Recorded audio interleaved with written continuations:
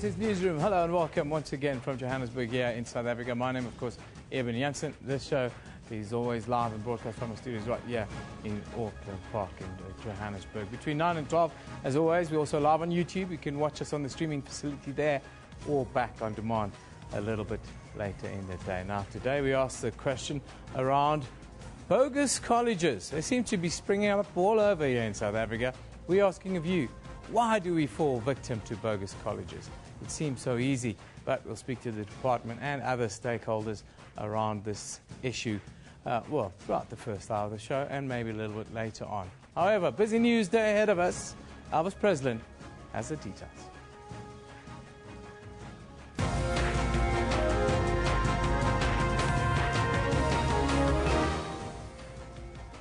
Thank you, Eben. Let's take a look at your headlines. Negotiations between the Outsourcing Must Fall movement representing contract workers at TUT and the university's task team have collapsed. Gareth Cliff will go head-to-head with Mnet this morning when the two face off in the High Court in Johannesburg after he was fired from Idols. And the opposition to Urban Tolling Alliance will today brief Parliament's Portfolio Committee on Transport on alternative mechanisms for financing e-tolls. Now, those are all your headlines, but first, before we get to the news, let's find out from Kendall Makamate what's happening on the sports front. Very good morning to you. Thank you very much, Elvis, and a good morning to you too, as well as you at home. We've got another big day in the world of sports, and this is what we've got coming up today.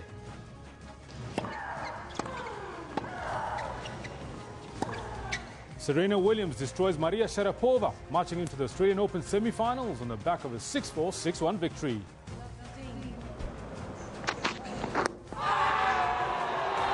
the finger goes up. Rabada puts the Proteas firmly in the driving seat with a dynamic performance at Centurion with 9 wickets in the match so far. There is no doubt that Mr. Bodhi's actions have threatened the integrity and the image of the game that we love most, and he must be handed a strong punishment. Cricket South Africa banned Gulam Bodhi for 20 years for contriving to fix Ram Slam 2015. And that's what we've got for you in the sports. You can see it's a very big day in sports. Back to you, Elvis. Thank you, Kendall. Our top story this morning, negotiations between the Outsourcing Must Fall movement representing contract workers at TUT and the university's task team have collapsed. The two parties met last night. Workers' representative Vusi Mashlangu says that they pulled out of the meeting set up to resolve the two-week outsourcing saga after accusing the university management of not taking them seriously. Mashlangu says they are also against the inclusion of the labor union NAHAU as part of the task team mandated by management to negotiate the workers' settlement. TUT spokesperson Villa de Reiter says management has again extended an invitation to the workers to return to the negotiation. She has urged students who could not register because of protest action to register online. Media personality Gareth Cliff will go head-to-head with Mnet this morning when the two face off in the High Court in Johannesburg. Cliff will be fighting for his job as an SA Idols judge, which he lost after an alleged race debate that exploded after Penny Sparrow called black beachgoers monkeys. Cliff is suing Mnet for 25 million rand and wants his job back on the reality singing show after being abruptly fired. Cliff has denied being racist and has thrown the book at Mnet, which broadcast the popular show, claiming 5 million rand for defamation of character and another 25 million, or 20 million rather, for breach of contract, bringing the total to 25 million rand. In its answering affidavit, Mnet said that if Cliff returned to Idols, it believed he would now poison the show. The state has filed an affidavit to oppose Oscar Pistorius' bid to appeal his conviction of murder in the Constitutional Court. The state says it is in the interest of justice that Pistorius be sentenced for the crime that he has committed, adding that his appeal arguments are without merit. Pistorius is out on bail and is due back in the High Court in Pretoria in April for sentencing. In December, the Supreme Court of Appeal changed his culpable homicide conviction to one of murder. The disgraced Paralympian now faces a minimum of 15 years for the murder of Reeva Steenkamp 3 years ago. The National Prosecuting Authority says it's confident that Pistorius' Concord bid will fail. Murdered University of Johannesburg student Palesa Madiba will be laid to rest in Soweto today. Madiba went missing in 2013 while visiting a friend in Peri. The 21-year-old remains were found buried in the backyard of her friend's home last month. The Gauteng MEC for Community Safety, Sizakela Nkosi Malobane, says arrests are imminent. Several bogus colleges have been bust in the Johannesburg CBD for possibly duping thousands out of their hard-earned cash. The Department of Higher Education and Training identified another 6 institutions offering students an array of unregistered courses. Just last year, the department opened fraud cases against 52 such institutions.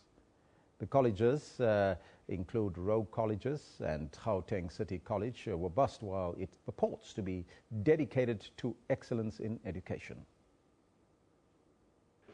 Rogue Colleges in hot water. At Gauteng City College, not all is above board. At first, its management claimed all the courses it offers are accredited. Moreover, as a school, we are accredited with the KCTO. Moreover, as a school, we have applied with Umalusi pending our site investigation in March that can be verified. But backtracked when we produced this letter, it shows that the institution offers journalism courses which are not accredited with the Department of Higher Education and Training. On behalf of the Gauteng City College, successful application to enter the diploma in journalism. This, I can safely say, we are not offering this course. But it's your paper. Why are you fighting? I'm not fighting with you. It's your paper. I understand that. The institution was forced to pay back the money. I'm happy because this money, I'll see what I can do with it because I saw that those colleges are bogus, man. Yes, I'm certainly happy. But it does not end there. We are opening criminal charges against them, fraud charges, so that immediately, as we close them down, they must start appearing in court. The department has set up check stands to allow prospective students to verify the legitimacy of institutions before they part with their hard-earned cash. Griselda Lewis, SABC News, in Johannesburg. Now, SABC reporter Griselda Lewis has been investigating these bogus colleges and made numerous busts with the Department of Higher Education. She now joins us in the studio to discuss this. A very good morning to you, Griselda. Good morning, Elvis. Thank you very much. Now, tell us about your experiences during these investigations. What happened? It seems like it was very robust in terms of the interactions that we've seen. Well, certainly during this time, Elvis, we see a heightened number of these bogus colleges operating in Gauteng, in the Eastern Cape, in Limpopo, in various parts of the country. So the Department of Higher Education and Training has been on quite a robust drive to try and clamp them down, because many of those who were desperate to get space for tertiary institutions, those who cannot go to University of Johannesburg, your Wits University, are then forced to look for alternative colleges where they're able to further their studies. So really, you've got these bogus colleges and their operators preying on these desperate students who are looking for place to further their studies. So it's been extremely, extremely overwhelming what we've seen just within last week, the number of colleges that are registered, but you would find that the courses that they're offering are not registered with the Department of Higher Education and Training, and not even Umalusi. So essentially, once you're done with that a course, the paper that you're given doesn't hold any salt. You will not be able to get a job because that course has not been recognized by the department. How big is the problem? It's massive. It's massive. From what we know is that last year there were over 70 cases that were opened by the Department of Higher Education and Training against these bogus schools. We know that there are several hundred others that are facing similar charges at the moment. And according to the Department of Higher Education and Training, what we're seeing is that every 2 weeks there are more than 50 from what we've counted, of these institutions that are opening their doors. And the Department of Higher Education and Training is trying to clamp them down. But the problem is, the minute you shut one down, Next week, they just open up at a different location under a different name. So what needs to be done? Now, what action has been taken against these bogus operators from the department side? Well, from the department side, they were quite successful in opening up a number of fraud cases against these institutions. But what needs to be done, what we do know is that last year, about a 3-year sentence was given to one of the operators who was operating one of these bogus colleges. And a lot more needs to be done. I guess a stern example needs to be set so that this practice does come to an end. Many people are being duped out of thousands of rand, and you find that it's many of those who simply cannot afford, from the rural areas, who are not really educated about how to check if an institution is legit or not. So it's really quite a sad state of affairs. How do the scam victims react when you tell them that, when you break the news to them that the college that they were in or are in is a bogus college? Well, absolutely flabbergasted. They've absolutely no idea. What the department has tried to do is to go on several drives to try and ensure that they put out pamphlets or get people to call their toll-free number, where they're able to check if these institutions are legitimate or not. But it's quite shocking that after spending thousands of rand, you find out that this institution, well, some have been lucky, who were just about to pay the registration fee and a deposit for the course they wanted to study. But for others, they've been paying these monies for years. And the likelihood of them getting it back is ultimately zero. In the clip that you just saw, we were very lucky because the boy that had fallen victim to this had just registered. And when we went to the Gauteng City College, they indicated that they were not offering a journalism course, but fortunately they'd sent out a letter to the victim indicating that he'd been accepted for a course that had not been registered. So he was one of the lucky ones, but many thousands of others, we understand, fall victim to this. Now, we're shortly going to speak to the department. Eben Janssen will do that interview. But looking at the situation, as you said, it's registered colleges, which is supposed to be then on the website, but they then offer courses which is not supposed, which they're not supposed to do. Well, 100%. What usually happens is it sort of works as a smoke screen. You'd find that this particular institution is registered, but what people fail to check is whether the course that you've enrolled for is registered with the Department of Higher Education and Training, Umalusi, or the QCTO. Those are the critical things that people need to check. It doesn't mean if an institution is registered that all is above board. What you need to check is the actual course that you've been enrolled for. That at the end of the day, when you do get your piece of paper that indicates that you've now completed this course successfully, you will be able to use that document to apply for a job anywhere. What is your next course of action? Are you still going after bogus colleges? We're still on that drive at the moment. I understand the Department of Higher Education and Training is continuing with that. We'll certainly go on a few more of those, but we've got quite a surprise in store for you guys, a jobs for money scam, which we're investigating at the moment. When you're in completion, you'll certainly hear about it. Griselda, thank you so much. Thank you very much. Now, that was Griselda Lewis, our SABC reporter in studio. Beware, Griselda is out there. It's over to Eben. Indeed, that is the case. Taking no prisoners, Griselda Lewis. We love her here on SABC News. Now, let's get the reaction from the department. Or not the reaction, just an update. Kaya Nkwanyana is in our Pretoria studios, spokesperson for the Department of Higher Education. Kaya, very good morning to you. Thanks for joining us and being so patient. I first want you to give us your opening remarks after what you heard Griselda Lewis just say while she was talking to Elvis there. Well, thank you very much, Eben. She is on point, Griselda Lewis, and the advantage is that we were moving with her almost everywhere last week in our beginning of the 2016 operation of clamping down of these bogus colleges. As a department, we can say that this was a good start for 2016. Obviously, we took a decision to launch it in Braamfontein, which is a nerve center of these colleges. That's where you find the over-concentration. And it's no surprise that in a week's time, we managed to deal with 11 bogus colleges in Johannesburg alone. And they are adding to the 52 cases of 2015 that we have opened that up before court.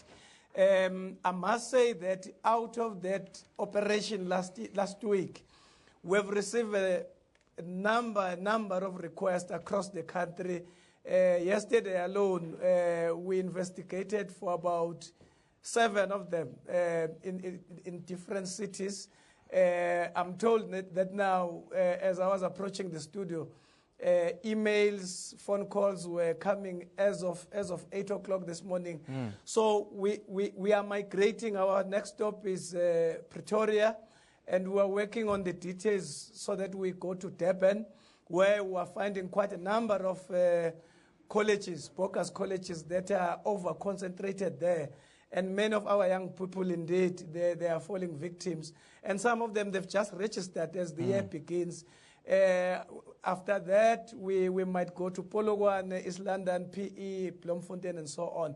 So it's a nationwide campaign on our part, and it's not going to end now with this season of open. It's a year-long campaign, and we think that by the end of the year, when we take stock, we'll be reporting quite positive interventions, and we want to reach a point where every South African can able to take up this campaign as part of societal campaign. They can able to work with us so that we clamp down on these particular colleges. They are really, really causing a serious cancer to our society. How are you going to deal with the problem of registered institutions giving unregistered courses, as Criselda pointed out a little bit earlier? Well, they are part of those that we have charged.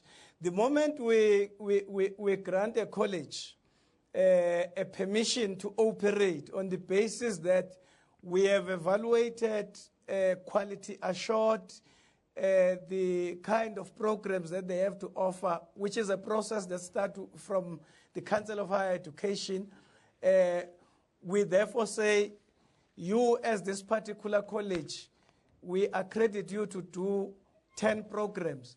And then they decide to go behind government and offer 40 programs, of which 30 of them are unaccredited. That's a serious crime. Some of these colleges that we've charged are exactly falling in that category. They have an operating license, but they are permitted to offer specific courses that we have accredited for.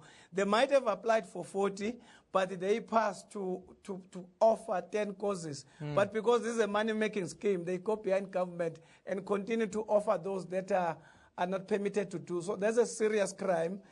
We charge them in a similar fashion as those that are operating illegally. And on the basis of that, our application to court is that they are the certificate that we have offered them to operate must be recalled, and on the basis of that, they must not be allowed to operate even in the near future. Kaya, what about the victims? Is there going to be any recourse for the victims in this process? Are you guys going to deal with them at the department at all? Well, you see, we are discussing now with the Small Claims Court our engagement, which we think that will be an immediate relief. Because they spend money, they waste money in these colleges, and you cannot wait for the conclusion of the court process, because it might be longer than anticipated when the victims are really in need of that money so that they can go elsewhere. So the Small Claims Court can then compensate the victim, and then they can therefore join us in the court process. Once the verdict is out, is meted against the owners of college, then the Small Claims Court can recoup that money in the college, in the owners of those colleges. So that's a relief that we are engaging on. But in relation to your time spent, your years, 3 years in that college, unfortunately, there's nothing we can do. We can't even consider that paper that you are having if you might have graduated in that college. It means that you must start afresh and seek for a proper university that is legal, or a college. We have many colleges, government colleges and private colleges that we have approved, so that you start again. So your lost time is your lost time. We can't recover that. So that's one aspect that is quite unfortunate in this. Kaya, thank you very much for joining us today. We'll continue our focus on bogus colleges. A little bit later, we'll look at accreditation, but that's the spokesperson for the Department of Higher Education, Kaya Nkwanyana, coming to us live from the capital, Pretoria, here in South Africa. Now, a high-profile media case, media personality Gareth Cliff goes head-to-head today with Mnet. Both are litigants, of course. They're facing off in the Johannesburg High Court. Of course, those of you that can recall, some time ago, Cliff was removed off the Idol show here in South Africa for, well, a tweet or a series of tweets around issues of racism that went, well, that was in the news. Issues of free speech and the like was very much on Cliff's mind. He was, there's the problematic tweet, as some would say, on the back, of course, Penny Sparrow calling people monkeys. There were a whole host of other ones. It seems as if there's a racist tweet or a racist Facebook post in South Africa every day. Let's have a look at some of the tweets. There are quite a few coming in. This one comes from Lebo. It says, Gareth Cliff, I pay you win this court case. Gareth. Support there from Lebo. Vuyani talks about, I urge both fans and critics of Cliff team to familiarize themselves with issues as pleaded, not shoot from the hip. It's irresponsible, says senior counsel Vuyani Galwana there. Lubabalo Mbodlana says, by 12 noon today, social media is all going to be about Gareth Cliff. I hope he wins. 100% behind the guy. Then Tulani Ndaba talks about South Gauteng will today be the highlight for the lawsuit for 25 million matter between Gareth Cliff and Mnet. Is there precedent? Is there legal precedent to pay so much for defamation in South Africa? I'm still to see any legal precedent being set for defamation, or even libel cases go up to those amounts. It'll be interesting to see what comes out. Of course, we'll continue to look at it. It is before the High Court here today. A quick look now at the front pages from around the globe. We'll start in Europe today. The Times reports that Europe's passport-free travel zone is set to be suspended for 2 years after EU ministers demanded a stop to the influx of migrants. Then in Iran, the Tehran Times says Iranian President Hassan Rouhani and his Italian counterpart Sergio Mattarella set the stage for strong economic and political ties in a high-profile meeting in Rome yesterday. That's a very interesting one.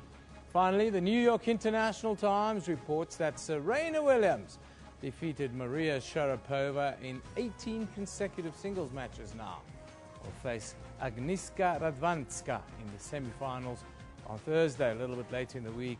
In the Australian Open, of course, Serena is hoping to win a 22nd major to tie Steffi Graf for the all-time lead.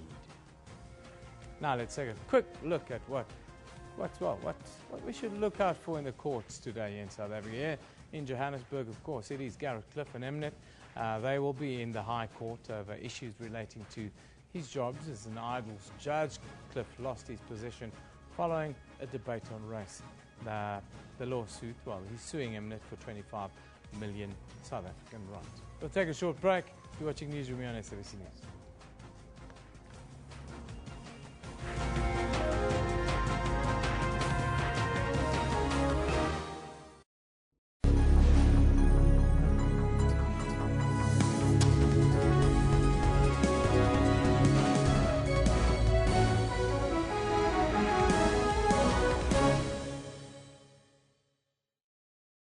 Get all the latest news from the SABC's online news services on our website. Breaking news and in-depth coverage of everything from business, sports to politics and lifestyle. Catch the top news clips and watch live streaming of major news events on the SABC News YouTube channel whenever. Stay connected on the SABC News Facebook page and have your say on news that matters to you. And for the latest headlines and live updates from our reporters, follow us on Twitter.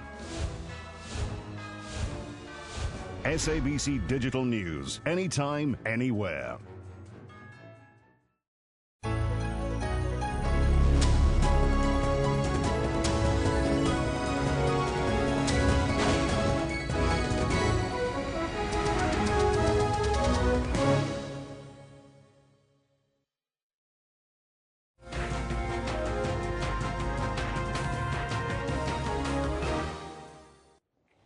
Now, we continue with our theme today of bogus colleges. Now, remember, we're asking you a very important question, and that question is going to be on your screen right now. We're asking you, what do you think? Why is it that we still fell foul to being victims of bogus colleges? That question is on there. You can let us know what's on your mind on the Twitter handle as well as on the Facebook page. Let me know what you think about that. Now, Umalusi accredits private providers of education and training, as well as private assessment bodies, to offer tuition and or assessment for qualifications on the general and further education and training qualification framework.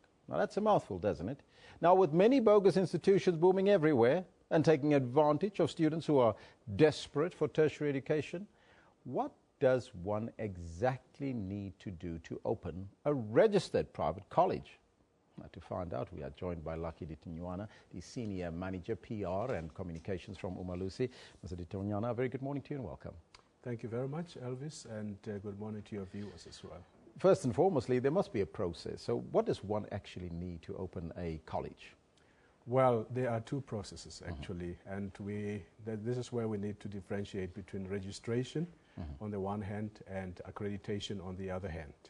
With registration, it's pretty much the prerogative of the Department of Higher Education and Training in this particular case, where the institution that would like to operate in South Africa would have to firstly approach the Department of Higher Education and Training and request registration with them first, apply for registration.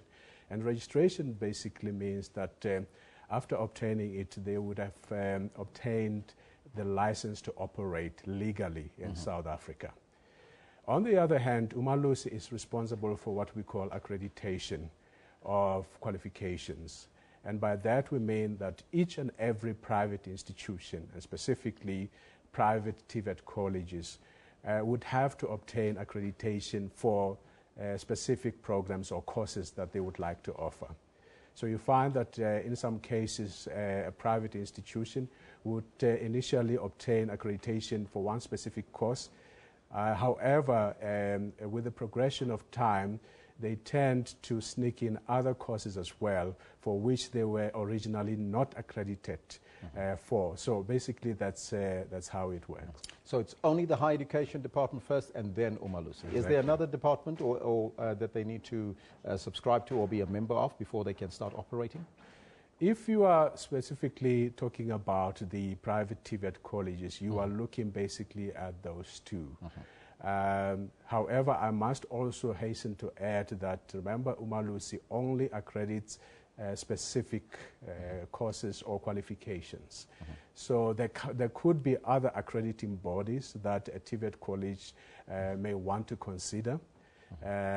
Accrediting bodies like your Sectoral Education and Training Authority, for example, because Umalusi is not the only player in that particular sector as well. Okay. Now, can anyone for that matter, open up a private institution or TVET college? Well, yes and no. Yes, in the sense that it is, anybody's democratic right to do that. No, in the sense that for you to do it, you must meet certain requirements first.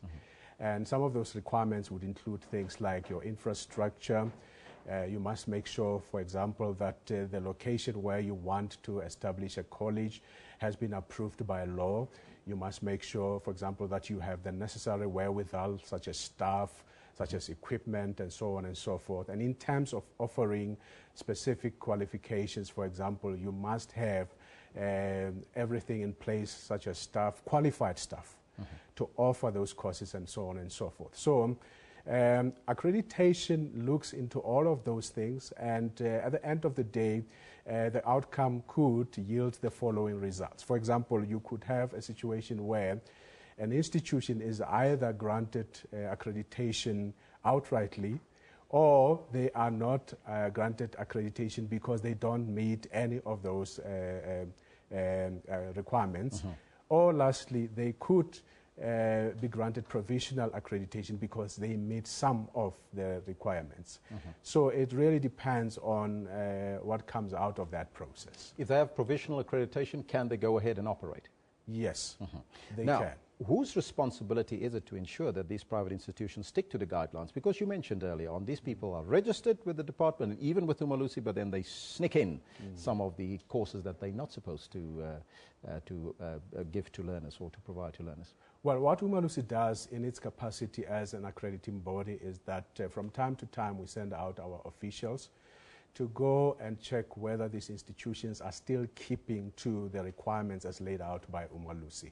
And it is upon certain discoveries that Umalusi can take a decision, for example, to de-accredit an institution if it turns out that that institution is not really meeting the requirements as originally promised. So basically that's how it works. So Umalusi then will take legal steps against that particular institution. Now, what else can be done to stop this scourge of people falling foul to these bogus colleges? Well, from Umalusi's side, we would like to caution prospective learners that, first of all, you need to do your homework. You must, first of all, find out from that institution, are they accredited by law, and insist on getting proof for that. For example, documentary proof such as certificates that prove that they have been accredited, or else what you can do is you can approach the accrediting body that they claim to have been accredited by, so that then you can, in that particular instance, get the information that you are looking for. So another thing that they can do is that in as far as accreditation is concerned, they can always call Umalusi. We have a hotline number 0800 000-889, 0800 000-889, to find out whether an institution has been accredited, or they can send email to Umalusi, info@umalusi.org.za. They can use that as well to get such information. Mr. Ditunyana, thank you so much for your time and joining us here in studio. Thank you. All right. Now that was Lucky Ditunyana, the Senior Manager, Public Relations and Communications from Umalusi, talking to us about bogus colleges. It's now over to Eben. Yeah, thanks, Elvis. Of course, the South African Police Service were very much part of that shutdown of 11 colleges in bogus colleges, they say, in Braamfontein here in Johannesburg last week. Bogus colleges seem to be mushrooming all over the place here in South Africa. What are the police doing in this fight? Are they going to be working with the department? To tell us a little bit more, we're joined by the spokesperson for the South African Police Service, Brigadier Vish Naidu. A very good morning to you, Brigadier. Thank you for joining us. A very good morning to you, Eben. Thanks for having me this morning. I'm sure you've been listening to most of our conversation this morning around bogus colleges. How concerned are you as a police service that these colleges are almost operating with impunity a little bit here in South Africa? Yeah, well, absolutely, Eben. I mean, we are indeed very concerned. The thing is, if a college is operating without any permission whatsoever, both from Umalusi as well as the Department of Higher Education, that would make it just a cut and dry case. But when we have situations where colleges are offering courses where they're not properly accredited to do so, they might be a legitimate college, of course, but if they're offering courses where they are not authorized to do so, then that actually complicates the matter, because we have a legitimate college offering these courses which they're not supposed to do so, and more often than not, we only seem to find out about this situation when unsuspecting students go into the job market looking for jobs, only to realize that the courses that they thought they were doing legitimately are indeed illegitimate. So that's where the problem comes in. And as my counterpart from Umalusi said, students must do their homework. They must find out, even though the colleges might be recognizable ones, they might be legitimate institutions, they must make sure that the courses that they're being offered are indeed legitimate. And this helps us a great deal as a South African Police Service, whereby it doesn't increase our caseload, so to speak. Just give us an overview, if you can, Brigadier, of the kinds of arrests that you're making. How many? Are there convictions? And I think the main concern is probably around whether you see repeat offenders. People that opened one somewhere have been stopped and maybe opened something elsewhere. Do you see that kind of behavior maybe? Yes, indeed, we do see that kind of behavior. You see, the thing is, Eben, they can be just for one bogus college or for one legitimate college that's offering courses that are not properly accredited. Though you can have a multitude of cases because each student can come and open a case. Let's give you an example. My colleague from the Department of Higher Education indicated that in 2015 there were 70 cases. Just last week they've closed down 11 bogus colleges. Now from those colleges we can have quite a number of cases from students.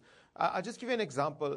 From Johannesburg there was a legitimate institution that was accrediting unrightly so, various examination centers throughout the country, which is illegal. He has no right to do that because those examination centers can only be accredited by the Department of Higher Education and the courses by Amalusi. So this person from the institution, the legitimate institution in Gauteng has been doing this. So there's a number of cases. We've opened 20 case dockets in that respect. We have concluded the investigation in at least 14 of those cases. 7 of them we are near completion. And then, of course, all the other cases that you're talking about. And when you look at fraud cases, there are long, drawn-out investigations. That's why we are trying our level best together with Amalusi and as well as the Department of Higher Education to try and be proactive and prevent these cases from actually being, or rather, students falling victims to this kind of activities and behavior. And that this helps us a great deal so that we don't have that many cases to investigate.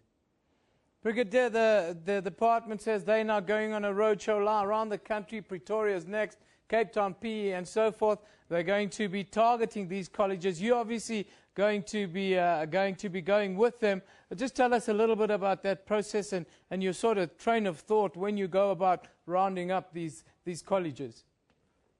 Well, when the department is best placed, the Department of Higher Education is best placed together with Amalusi. They are best placed to identify whether colleges are indeed illegitimate and, of course, the courses that they are offering are indeed accredited or not. And once they do that, and if it emerges that there's any criminal activities taking place, of course, we open those cases, we have it investigated, and being there helps us a great deal because then we can obtain statements almost immediately.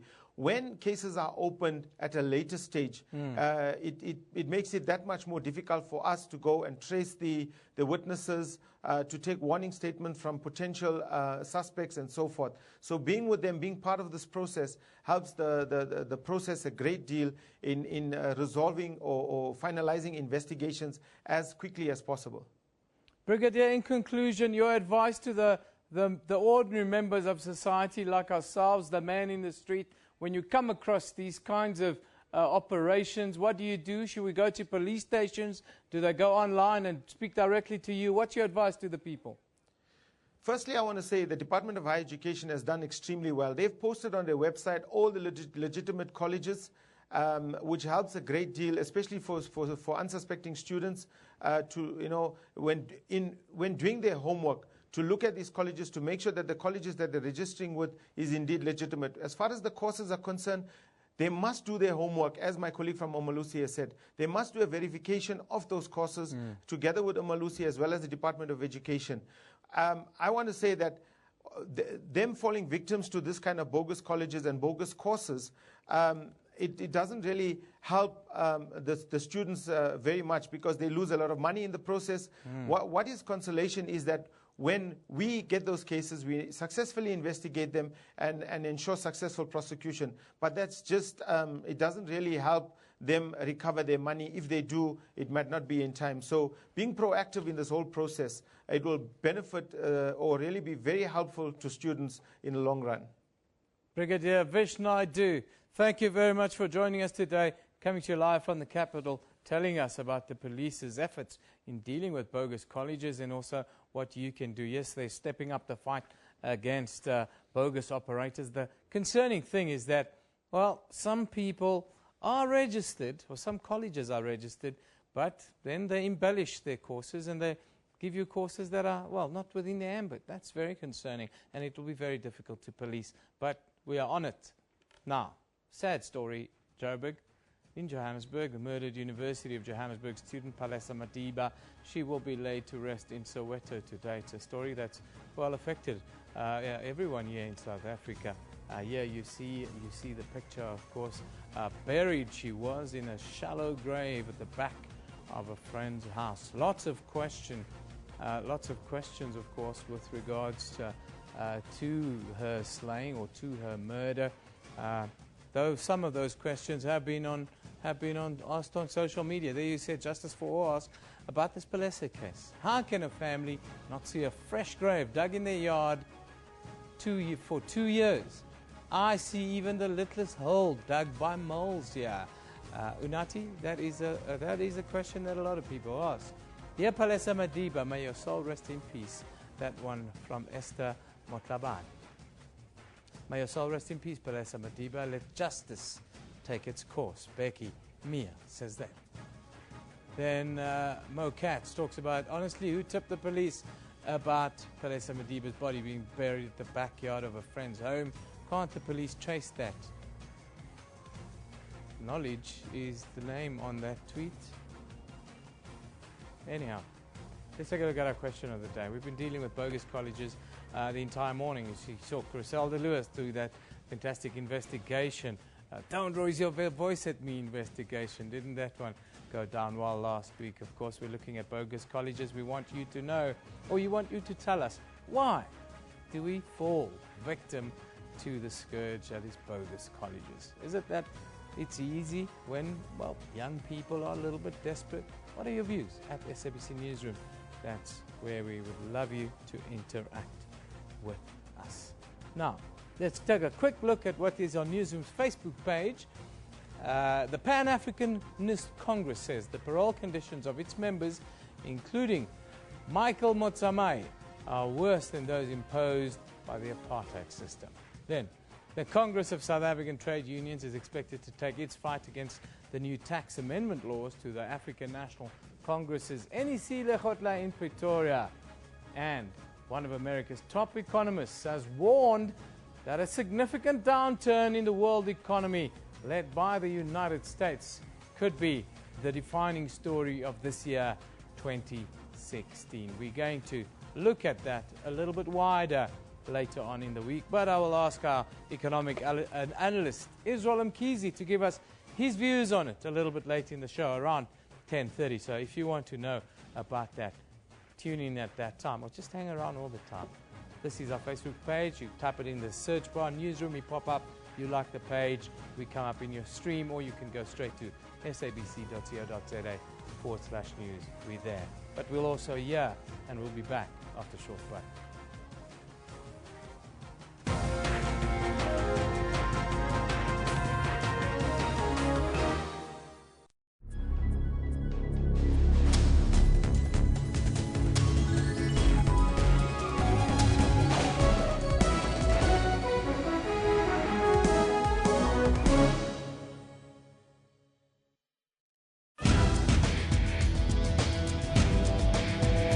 In Africa, technology has created many new ways of doing things. ICT is an increasingly important part of everybody's life. It's being used in education, for social media, and now for farming too. The best thing about internet for a farmer is that you get to share information. On Network, we give you all the important African technology and social media news. That's Network with me, Spumelele Zondi, every Sunday at 7:30 p.m. Central African Time, only on SABC News.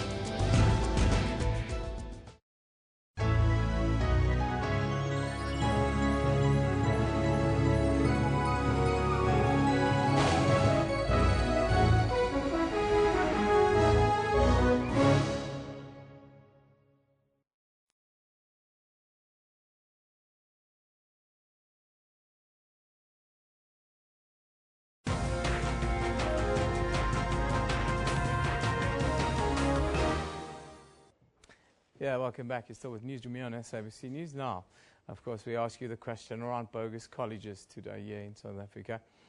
Why do we fall victim to this? No, we are not gullible. There's just so many mushrooming all over the place. And it's very difficult to keep, well, to keep on top of a registered college that's giving an unregistered course. Very difficult. We continue with this kind of theme, although we move elsewhere in the universe, that is education. So, you've just finished your matric, and you're not sure what you're going to study. Perhaps you didn't get into a tertiary institution. Well, then this might just be the opportunity for you. We Think Code is offering 360 students an opportunity to enter the world of software engineering for free if you can pass the online test. All of these students will be guaranteed a job. Does that sound too good to be true? Well, we'll ask the co-founder of We Think Code, Camille Agan, who will explain exactly what it is. But whether anyone, even me, can do this. Good morning, Camille. Good morning. Thank you for having me. Very nice to have you with us. Firstly, tell us, what is We Think Code? So We Think Code is a completely new kind of training institute. We are a non-profit organization, and it is tuition-free, and we provide training in computer programming for 2 years, 100% sponsored by large South African corporates. This free training initiative, tell us a little bit about it. Somebody can come off the street, do a 10-minute test, and if they cut it, you pay for the education and guarantee them a job? Well, it's not that easy. That would be too good to be true. Okay. So we believe at We Think Code that anyone could be born with the aptitude to be a computer programmer. So anyone out there could be born to code and could have the problem solving, the resilience, the passion to make it as a computer programmer. And if you look at all the most successful computer programmers there are today, whether it's Bill Gates and Mark Zuckerberg, they didn't need to finish their college education. Yeah. So we are looking for this talent. So if people think that they might have the potential, if they're passionate about tech, they must go on our website, which is wethinkcode.co.za. And there they will be asked to pass 2 games. One is a memory game, and the other one is a problem-solving game. If they pass our test, and let me tell you, it's very hard, not everyone is born with this aptitude, you are then invited to our boot camp. And our boot camp is a 4-week intensive training in computer programming.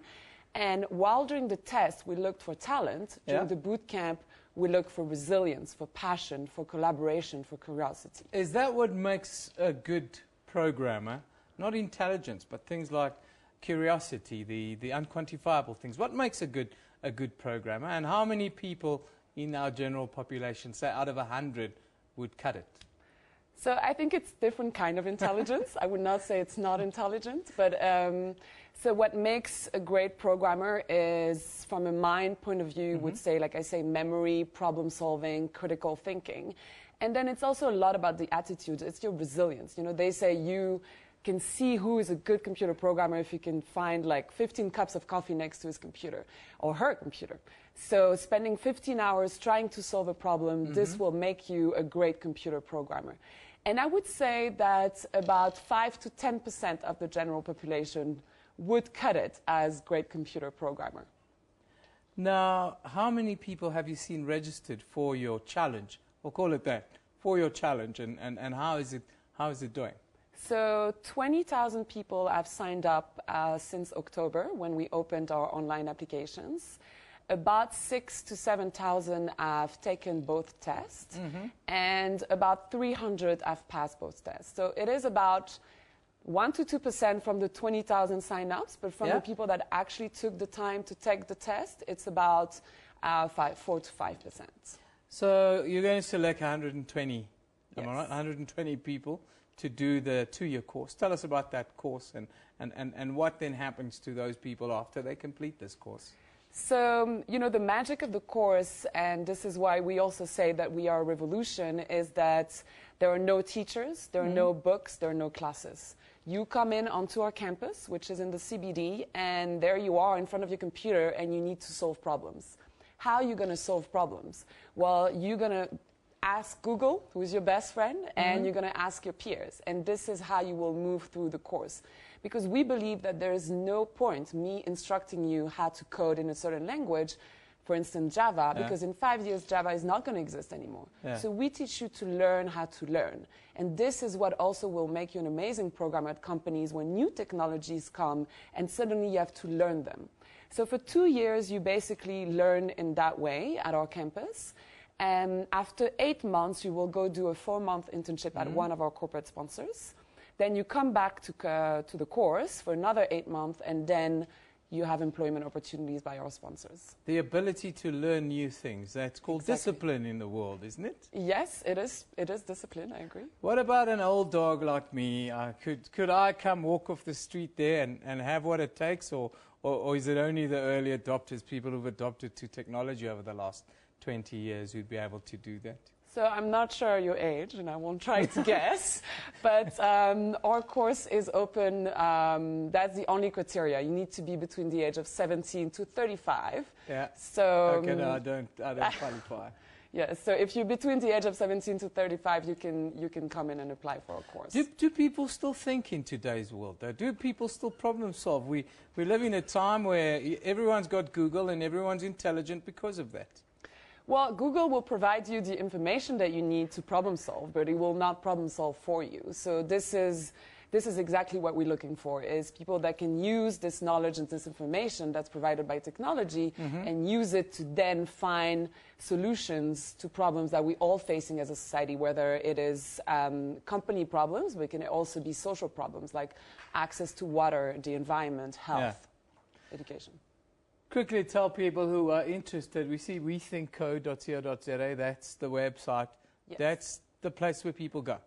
That's the place where people go, and we also providing access to computers for candidates who don't have access to computer and the internet.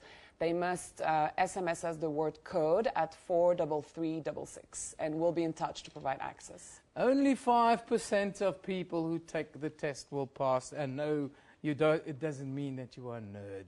It just means that you're special. Thank you, Camille. Thank you very much. Thank you for joining us today. Camille Egan is the co-founder of We Think Code. Only a handful of us have it in us to do it. If you do, don't be afraid. Go to wethinkcode.co.za now. Of course, Philip Hawkins is standing by. Let's hope he tells us there's more rain coming into the country. Thanks, Philip.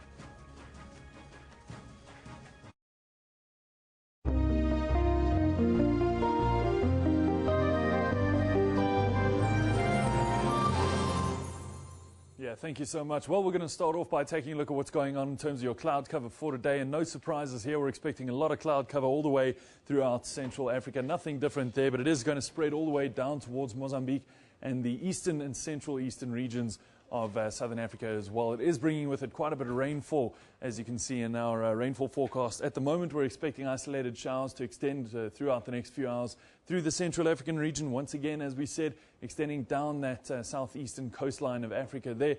As we move through the day and into the afternoon, it is going to intensify, as we can see, over some parts of Zimbabwe, some parts of Zambia, and even towards northern Mozambique. We're expecting that to intensify as well as we look down towards South Africa's eastern areas, expecting about a 60% chance of showers. And as we look a little bit more closely at what's going to be happening today, we can see very, very pleasant temperatures there. Bloemfontein peaks at 28 degrees. Cape Town's at a mild 23-degree maximum for today. And both low and high level cloud cover forecast through the Gauteng province for today as well. A 26-degree maximum there for Pretoria. Moving north, we're going to see temperatures warming up nicely towards 30 degrees for Lusaka as well as Lilongwe. Kigali peaks at around 28-degree maximums there. Mostly higher level cloud cover for that area, but that does dissipate very, very quickly. Juba's at 36 degrees. Temperatures moving further northwest are going to stabilize there around 23, and Addis Ababa for a day. Only very, very high level cloud cover for that area, not affecting the weather too much at all, but some drizzle forecast for Massawa with a 26-degree maximum. The Middle East expecting very, very cold temperatures in the far northern regions. Tehran peaking at only 4 degrees, as does Damascus. But take a look at Tehran there. It is going to be snowing for today. That's our forecast. It is very cold and snowing. So that is all the result of a low pressure system, a strong one indeed at that, which moved past over the weekend, and that brought with it a cold front. Further behind that, we're expecting much warmer temperatures. You can see Benghazi peaking at 15 degrees, Algiers 22, and moving further west to 22 high for Marrakesh as well. Going to see quite a bit of cloud cover in that area, and that continues throughout West Africa too. Some dense cloud cover over Monrovia, 29-degree high. Really the only area in West Africa expecting a little bit of rainfall here, and this is only isolated showers and possibly thunder showers into the area as well. Isolated showers also forecast throughout the entire central Western African region here. We're expecting Liverpool to peak at around 29 degrees with some drizzle there. Kinshasa and Brazzaville also expecting some showers for today, but Bangui a dry 37-degree maximum. Yaoundé also peaking at 32. It's going to be a very, very pleasant one there. Telephone numbers, you can call us directly on 011-714-5077 if you want to speak to us, or send us your feedback at weather@sabc.co.za. This is where I'm going to leave it. Have yourself a great morning.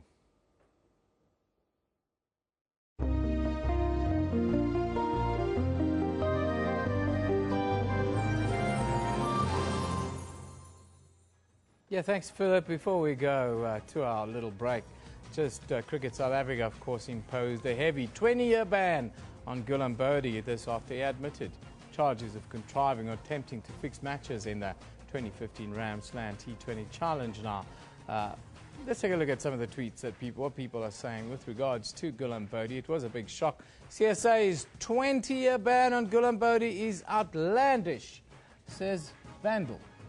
Then, is Gulam Bodhi being criminally charged? Why did he not get a lifetime ban like Hansi? Are others implicated too? Ooh, tough question from James.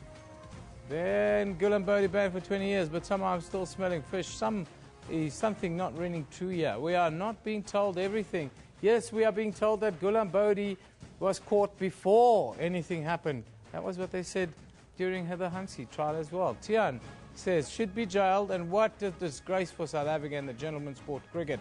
What's your view on sport cheating? Yeah, they're varying degrees of sports cheating. Kendall will pick up the baton shortly after 10 at about 20 past, and we'll take that a little bit further. Don't go away. We'll be back at the top of the hour, 10 o'clock, with another news update. See you then.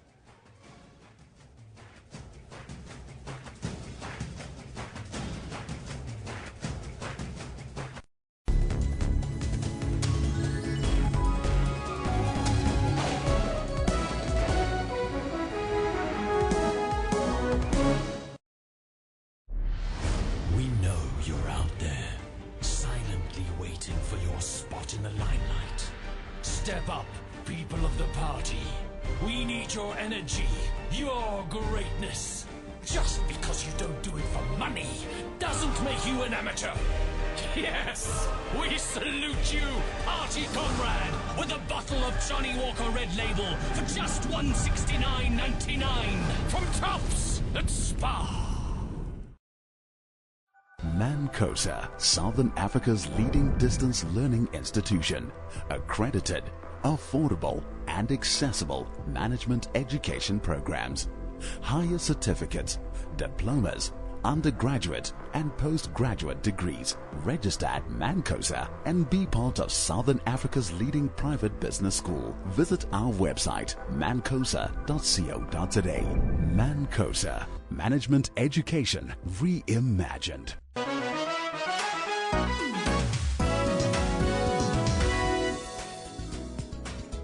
Your World makes it its business every evening to round up the leading local stories and international news to keep you informed all the time. Make a date with Your World every evening for all the news headlines around the world to keep you abreast with knowledge. Catch Your World for headlines across the world every Monday to Friday from 9 p.m, then Saturday and Sunday from 7 p.m. Africa's tech scene is constantly coming up with innovative ways to answer some of the continent's problems. We source content from social media, from our mobile apps, from our website. And as people move from phone calls to data, companies have to switch what they offer. People expect to get higher speeds, better quality broadband for less. On Network, we have information on Africa's technology and social media scene. That's Network with Ms. Phumelele Zondi every Sunday at 9 p.m. Central African Time, only on SABC News.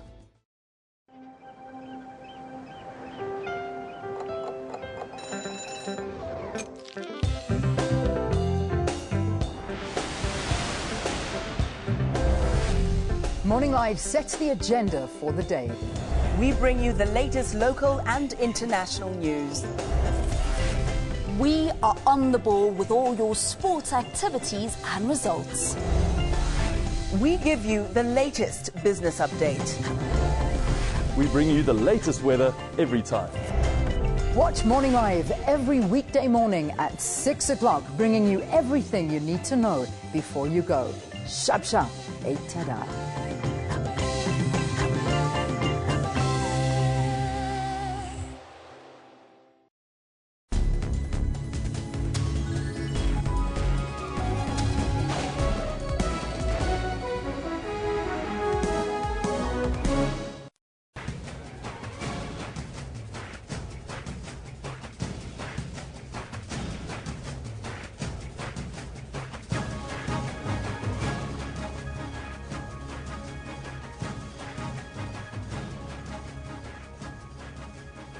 It's 10:00 hours Central Africa time right here on Newsroom, your favorite channel of choice. We're broadcasting live from our Auckland Park studios in Johannesburg, South Africa, to the rest of the African continent. My name is Elvis Preston, and we will be with you until 1200 hours. You have to stay tuned as we continue this broadcast. And we're asking you a very important question today. That question we ask you is, why do we fall prey to bogus colleges here in South Africa? Why is that the case? I would like to know from you on our Twitter handle at SABC Newsroom, as well as on our Facebook page. And we'll read your comments during the course of the program, as well as at the end of the program, so stay tuned. But before we go any further, first, let's take a look at all your headlines.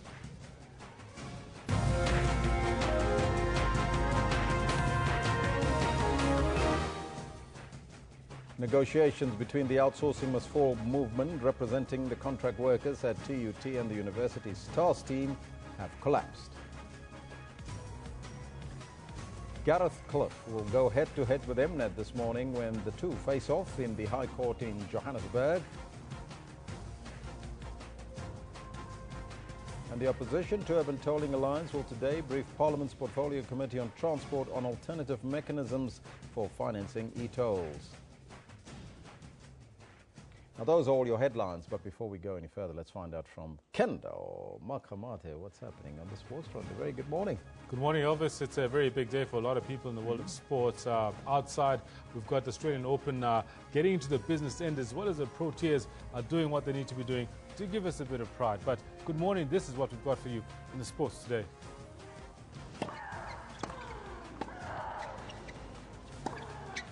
Serena Williams destroys Maria Sharapova, marching into the Australian Open semi-finals on the back of a 6-4, 6-1 victory.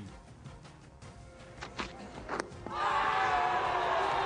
the finger goes up. Rabada puts the Proteas firmly in the driving seat with a dynamic performance at Centurion with 9 wickets in the match so far. There is no doubt that Mr. Bodhi's actions have threatened the integrity and the image of the game that we love most, and he must be handed a strong punishment. Cricket South Africa banned Ghulam Bodhi for 20 years for contriving to fix Ram Slam 2015. Now they've just run onto the field right now, so we'll be expecting the Proteas to be carrying on with the fireworks that they put up yesterday afternoon. Back to you, Elvis. Thank you, Kendall. That's all coming up in a short while, but right now, our top story. Negotiations between the Outsourcing Must Fall movement, representing contract workers at TUT, and the university's task team have collapsed. The two parties met last night. Workers' representative Vusi Mahlangu says they pulled out of the meeting set up to resolve the 2-week outsourcing saga after accusing the university management of not taking them seriously. Mahlangu says they are also against the inclusion of the labour union NAHAU as part of the task team mandated by management to negotiate the workers' settlement. TUT spokesperson Villa de Reiter says that management has again extended an invitation to the workers to return to the negotiations. She has urged students who could not register because of protest action to register online. Media personality and Idols judge Gareth Cliff will go head-to-head with Mnet this morning when the two face off in the High Court in Johannesburg. Cliff will be fighting for his job as an Idols judge, which he lost after an alleged race debate that exploded after Penny Sparrow called black beachgoers monkeys. Cliff is suing Mnet for 25 million rand and wants his job back on the reality singing show after being abruptly fired. Cliff has denied being racist and has thrown the book at Mnet, which broadcast the popular show, claiming 5 million rand for defamation of character and 20 million rand for breach of contract. In its answering affidavit, Mnet said if Cliff returned to Idols, it believed he would now poison the show. The state has filed an affidavit to oppose Oscar Pistorius' bid to appeal his conviction of murder in the Constitutional Court. The state says if it is rather in the interest of justice that Pistorius be sentenced for the crime that he has committed, adding that his appeal arguments are without merit. Pistorius is out of bail and is due back in the High Court in Pretoria in April for sentencing. In December, the Supreme Court of Appeal changed his culpable homicide conviction to one of murder. The disgraced Paralympian now faces a minimum of 15 years for the murder of Riva Steenkamp 3 years ago. The National Prosecuting Authority says it's confident that Pistorius' Concord bid will fail. Murdered University of Johannesburg student Palesa Madiba will be laid to rest in Soweto today. She went missing in 2013 while visiting a friend in Piri.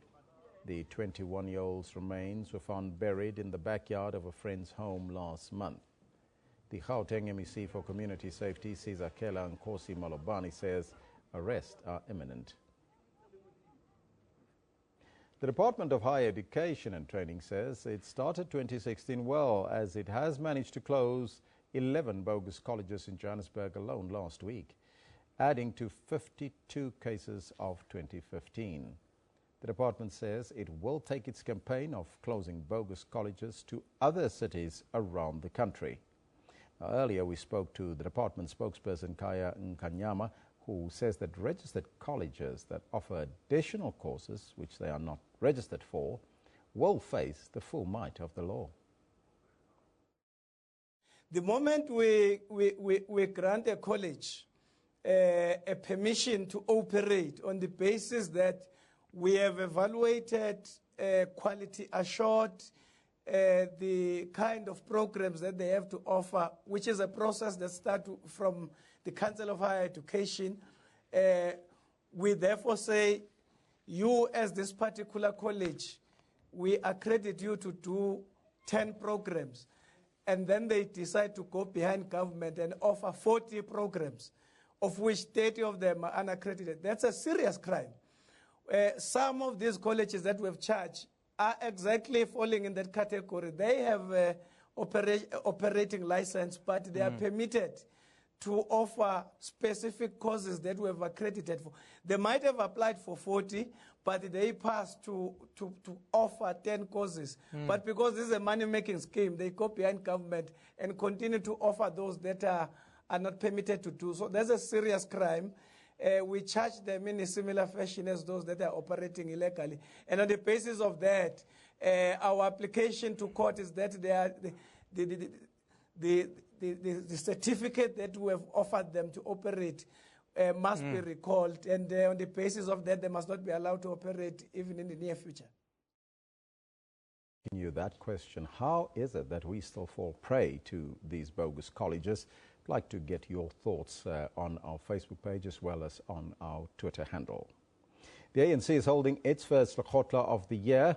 The state of the economy is expected to feature prominently in the discussions. The contents of the State of the Nation address are drafted here.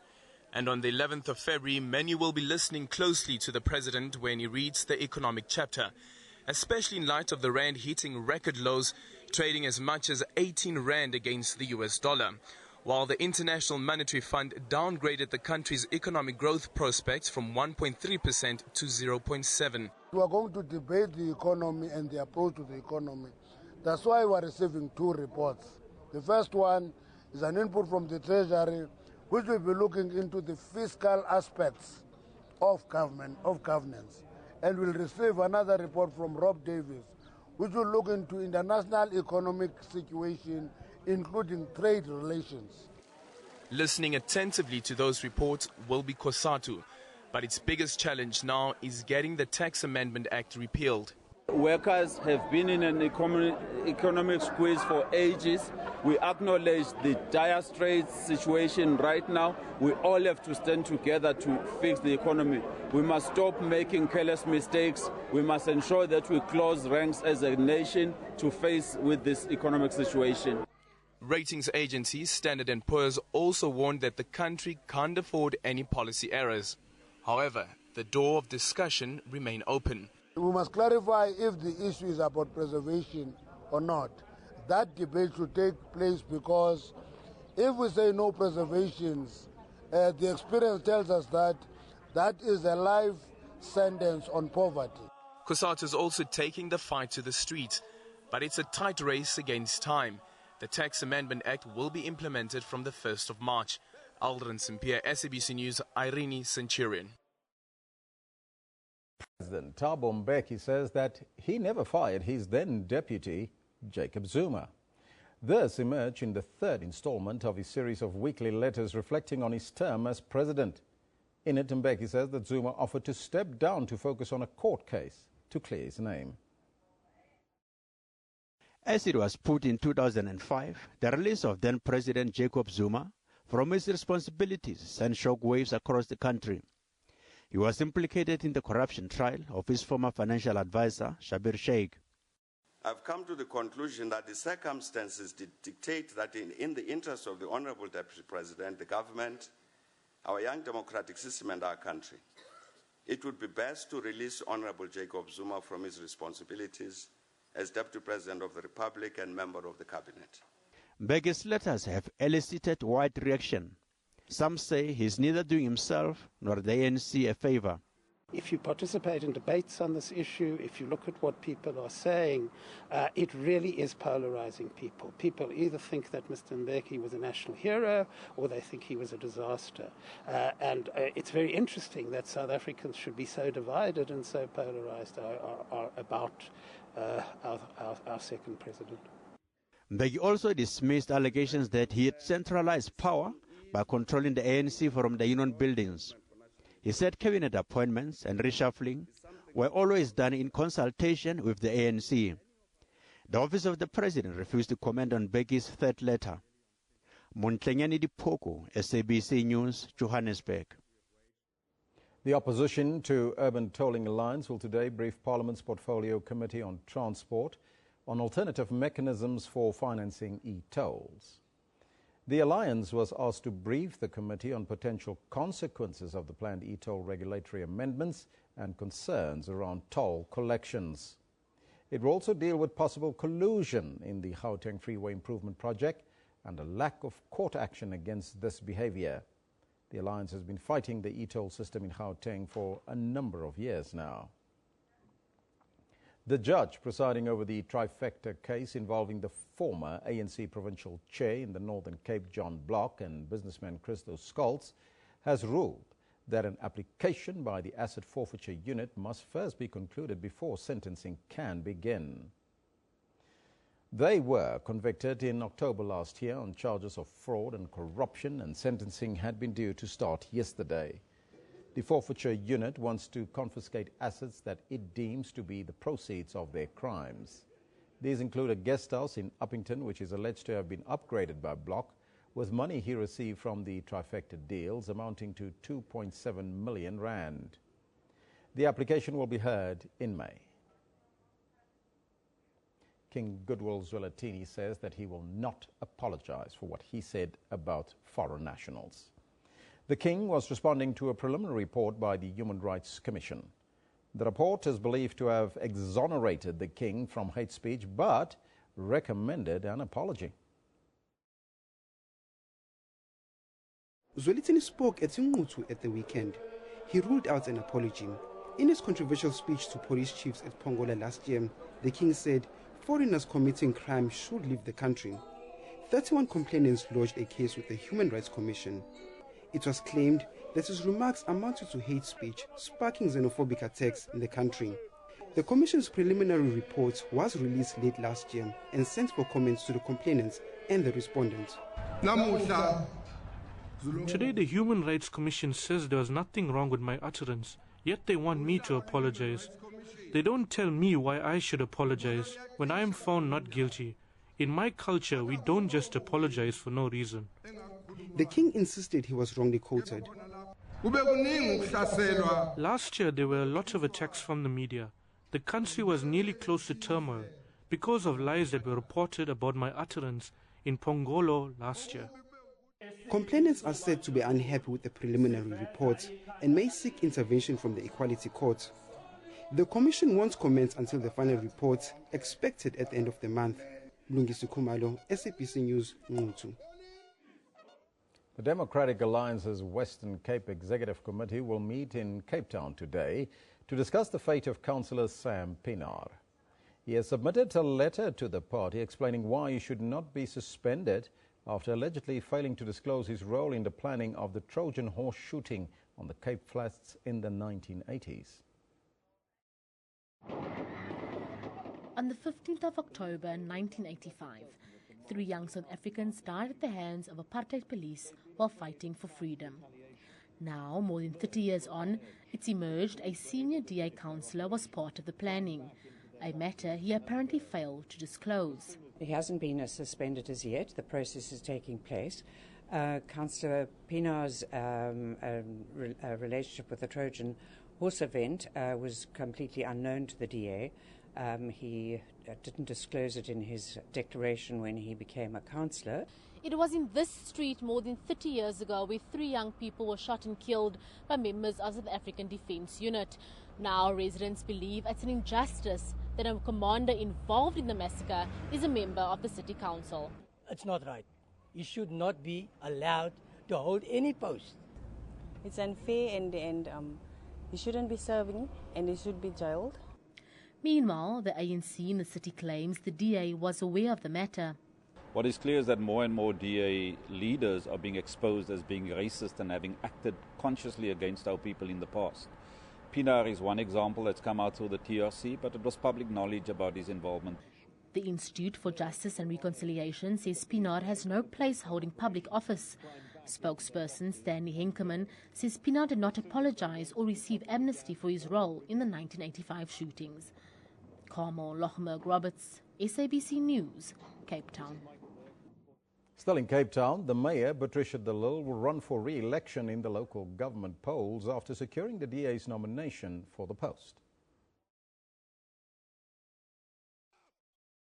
Although no date has yet been set, the election machinery is beginning to grind. The DA commends de Lille's track record. She was voted the world's best mayor in 2013. She's been a strong fighter against corruption. That a total of 484 employees were dismissed from the city of Cape Town between 2011 and 2014 for various transgressions, including corruption, unethical and dishonest conduct and theft. So we've certainly acknowledged her history, we've acknowledged her contribution. And she's clear about future priorities. We've always been working as the city. We didn't look at black, white or colored areas. We deliver more than 67% of our budget to poor people. The ANC hopes to regain control of the city they lost in 2006. We do know there is a possibility in some strategic areas, like Cape Town, where we possibly must discuss the potential of putting up a candidate. Other big players in the province like the EFF and COPE say their national leaders will be the face of their campaigns.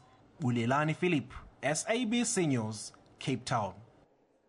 Further afield now, one of America's top economists has warned that a significant downturn in the world economy, led by the United States, could be a defining story of 2016. A former Treasury Secretary in the administration of President Bill Clinton and Director of the National Economic Council under President Barack Obama, Larry Summers, says if global markets so far this year are anything to go by, then people should buckle up. The Dow Jones has had its worst start of the year since 2008, while there's been little positive sentiment, not to mention who could possibly be the next president of the United States. Meanwhile, all eyes will be on the South African Reserve Bank's Monetary Policy Committee when it announces the first interest rate decision of the year on Thursday. The general consensus among economists is that the outcome will be a 50 basis point hike, and you need to stay tuned right here on your favorite channel of choice, because we will explore that particular topic on Friday, depending on the outcome of the MPC meeting on Thursday. So stay tuned. Now, preparations are underway in Mexico's violence-ravaged city of Morelia ahead of Pope Francis' visit. Now, beleaguered residents are hoping that the pontiff's message of peace will spread through the Michoacan state in spite of its troubles. Morelia is the capital of the rest of Michoacan state. The state is widely regarded as Mexico's Metamethine capital and the birthplace of some of the country's brutal cartels, such as the La Familia and the Knights Templar. Violence is also rife. Last year, federal police killed 16 unarmed residents in the latest specter of the abuses by Mexican security forces. Morelia, Mexico is getting ready for a visit from Pope Francis, and residents hope his message of peace will resonate in the troubled region.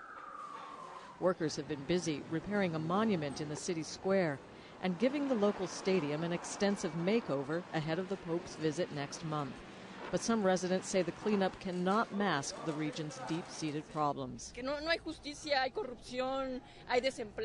There is no justice, there is corruption, there is unemployment, there are many things. And with the slogan, we will receive the Pope with our souls, but they are not at peace. Violence-plagued Michoacan state is widely regarded as Mexico's methamphetamine capital and the birthplace of some of the country's brutal cartels. Church officials hope the visit will help the Pope understand the residents' pain. During his visit in mid-February, the Pope will also meet with Mexico's president and other officials to discuss issues including the environment, protection for migrants, and human rights. This will be Pope Francis's fourth visit to Latin America.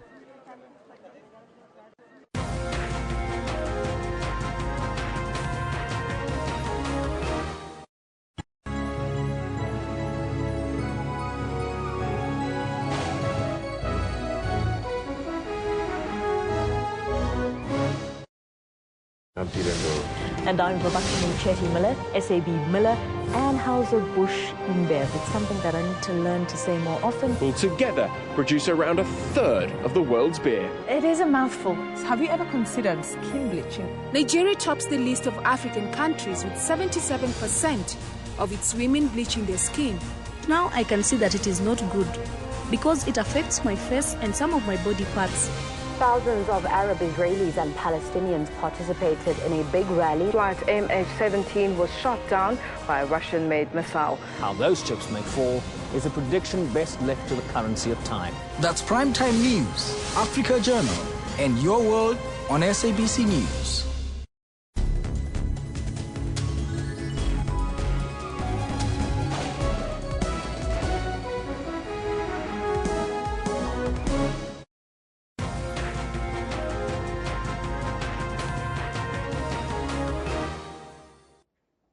Good morning, I'm Kendall Makhamate, and our top story in this sports bulletin is from the Australian Open, where top seed Serena Williams beat fifth-seeded Russian Maria Sharapova to reach the semi-finals of the Australian Open in Melbourne for the seventh time. The American needed 92 minutes to send Sharapova packing in straight sets. Third-seeded Swiss Roger Federer's hopes also remain alive after victory over sixth-seeded Czech Thomas Berdych. Williams had a tentative start and Sharapova quickly enjoyed a 2-love lead in the first set. But in typical Williams style, the American fought back to clinch at 6-4 in just under an hour. Despite receiving some medical attention at the break, the defending champion seemed unstoppable and bagged the second 6-1 to book her place in the last four. She's an incredibly intense, focused player who, was number one and has won so many Grand Slams for a reason. So, when you're playing someone like that, that's so great. You have to come out with, a lot of fire and intensity. The six-time champion will meet fourth seed Agnieszka Radwanska next. The Pole comfortably beat Spanish 10th seed Carlos Suarez Navarro 6-1, 6-3. In the men's draw, third seed Roger Federer of Switzerland advanced following a straightforward victory over sixth-seeded Czech Thomas Berdych. Federer was his cool, calm and collected self as he hit 48 winners for a 7-6, 6-2, 6-4 win. I think I played a good match. I was aggressive, had some variety in there, and it's quick conditions day, sessions are fast, so I'm very happy that I was able to play this way. Federer will play the winner of the clash between top-seeded Serb Novak Djokovic and 7th-seeded Kei Nishikori of Japan in the semi-finals. Liesl Zankel, SABC News. Now South Africa in the hunt for a first test win in 10 attempts as they chase down English wickets on this, the last day of an exciting test match at Centurion. Hashim Amla and Themba Bavuma were instrumental in getting the hosts off to a good start, but it's been young Kagiso Rabada who surpassed all expectations. He stands at the verge of becoming the youngest South African to ever get a 10-wicket haul in a match. Let's take live pictures and commentary from Centurion. Right, now we were going to go through to Centurion to see what's happening with that, but they are currently on an ad break. We will be back with live pictures of this very important test match for South African cricket fans. Now, Cricket South Africa has imposed a 20-year ban on Gulam Bodhi after he admitted to charges of contriving or attempting to fix matches in the 2015 Ramslam T20 Challenge Series last December. Bodhi was charged with several counts of contriving or attempting to fix matches following an investigation conducted by CSA's Anti-Corruption and Security Unit. Bodhi had submitted his plea to CSA after being charged with contriving to fix or otherwise improperly influencing aspects of the 2015 Ramslam T20 tournament. Under the provisions of the Anti-Corruption Code for Personnel, Bodhi had until 18 January 2016 to respond to the charges. Bodhi is banned from all cricket-related activities. 5 of those years are suspended on condition that he commits no further offences and that he actively and constructively participates in corruption-related player education programs when asked to do so. CSA thoroughly considered all the relevant factors and determined that a lengthy ban was appropriate. Our attitude to corruption will always be one of zero tolerance. There is no doubt that Mr. Bodhi's actions have threatened the integrity and the image of the game that we love most, and he must be handed a strong punishment. CSA says 37-year-old Bodhi approached 7 other players, but his advances were turned down. We are fortunate in this instance that several players rejected his approaches. And as a direct result of our integrity processes, which include CSA and the Players Association's education programs, the matter was brought to light and meticulously investigated. Since certain aspects of the investigation are ongoing, neither the CSA nor the ICC will make any further comment in respect of the matter. Sfiso Ramara, SABC News. Come back from their short break. Current score is 78 for 5 out in Centurion. The Proteas are really marching on to try and get a win in this, the 10th match that they actually would have not won if they don't win this one. 2 early wickets taken live commentary and pictures from SABC 3 in Centurion.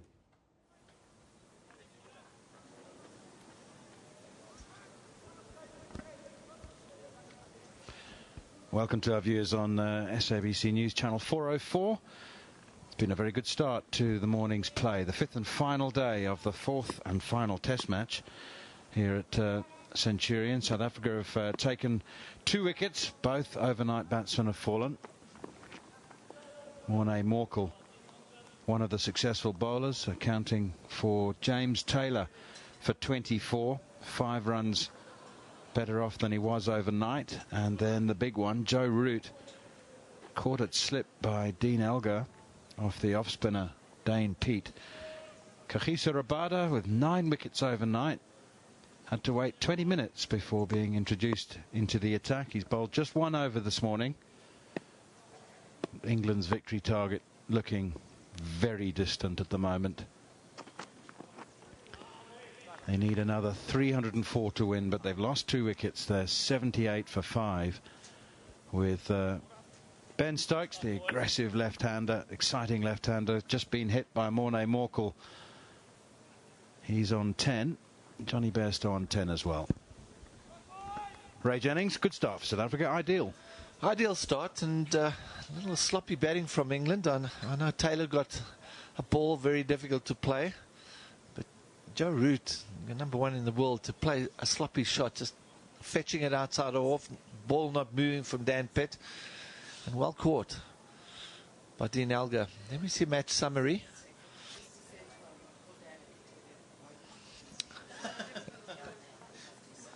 That's interesting. I think that red little mark on his body, that's going to be seen for quite a long time from Stokes. And standing on the other side, Bairstow has actually thought, no, I don't need this. And as you can see, it's a ball that sort of leaves this Kookaburra label on your body.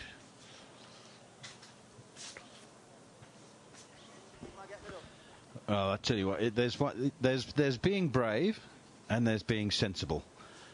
Johnny Bairstow has decided that you can combine them. You can be brave and sensible. It's a superb shot. That is aggression that you'll see.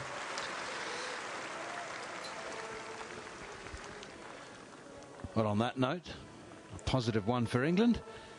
Say goodbye and thank you for joining us to our viewers on Channel 404. 82 for 5. There you go. Now, South Africa's National Football Association, SAFA, have raised concerns about the low-key nature of FIFA presidential candidate Tokyo Sekgwale's campaign.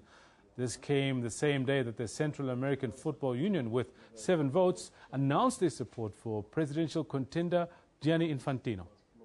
According to Reuters, Sekgwale was due to meet the association to answer questions about his lackluster effort to gain support ahead of the February 26 election.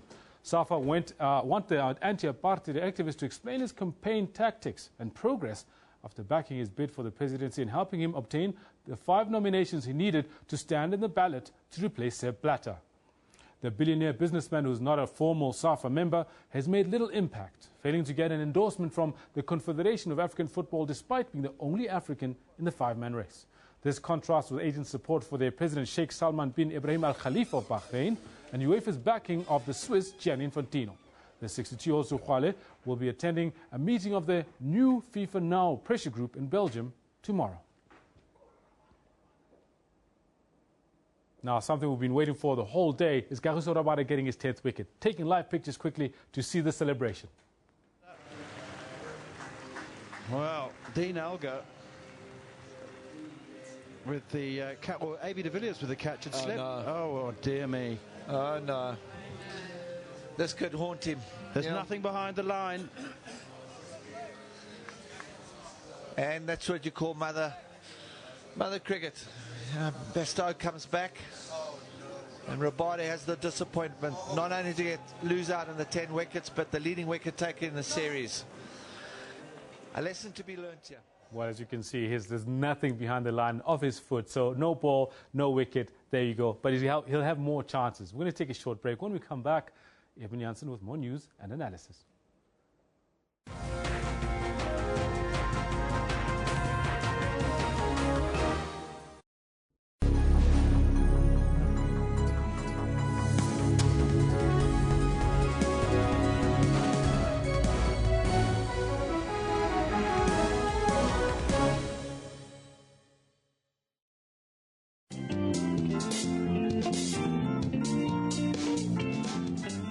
Had always been around boys from a very young age. I've always been a girl who wants to intimidate boys. I want to do things that men can do. With education, it was the key. It was the first thing that I needed to do. I got an opportunity to go work overseas. Kim Burrell as well, where she trained me on my vocal exercises and whatever. And I thought, this is your passion and this is what you need to do.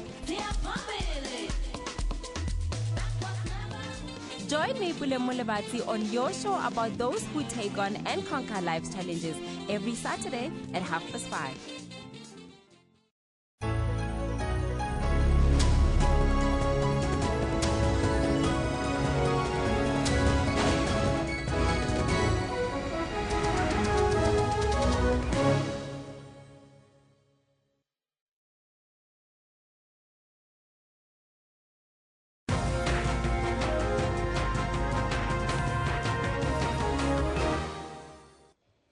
Well, we're going to carry on shortly, but historic moment in South African cricket. Kagiso Rabada, after that no ball, well, the very next delivery got Johnny Bairstow out, caught behind there, Quinny de Kock. 10 wickets for Kagiso Rabada, a landmark moment at the tender age of 20 years old. Kagiso Rabada at Centurion here in South Africa. 10 wickets in the match, the youngest South African to ever do so. Maiden 10-wicket haul in test matches. That's like scoring a double century for any batsman. South Africa well on top now. England 83 for 6, trying to hit their way out of trouble. It's not going to happen. We'll bring you that result hopefully before lunchtime today. Carry on with the show here. Another event that's got everyone talking. Last week, many Arab nations marked the 5th anniversary of the Arab Spring. But activists took to social media and not the streets this time to express frustration that their demands for freedom and democracy had not been realized. Now, Joining us is our resident African political and economic analyst, Israel Mkhize. A very good morning to you, Israel. Thank you for joining us. Morning, Eben. Thank you for having me. We're seeing pictures now. Oh, the pictures have just stopped, but Arab Spring, 5 years on. Just give me a quick overview.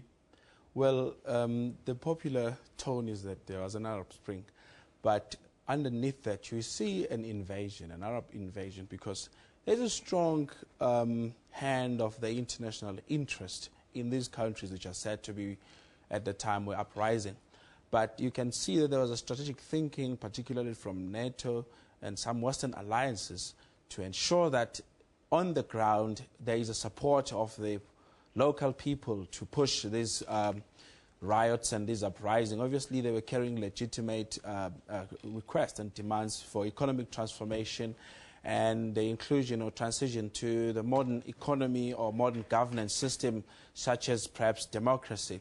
But you ask yourself around the questions of culture, if the culture, which has not been there, of, for instance, democratic understanding, as you see in the West, which has been there for centuries. And institutions. And institutions, which are very important. But again, you also want to link this with the invasion in Iraq and an invasion in Libya. Syria, and Syria as well. And you also look at these countries now. You have your Tunisia, where Ben Ali was, so we say it was the first uprising, then in Egypt with Hosni Mubarak, and then it's in Libya with the toppling of Gaddafi.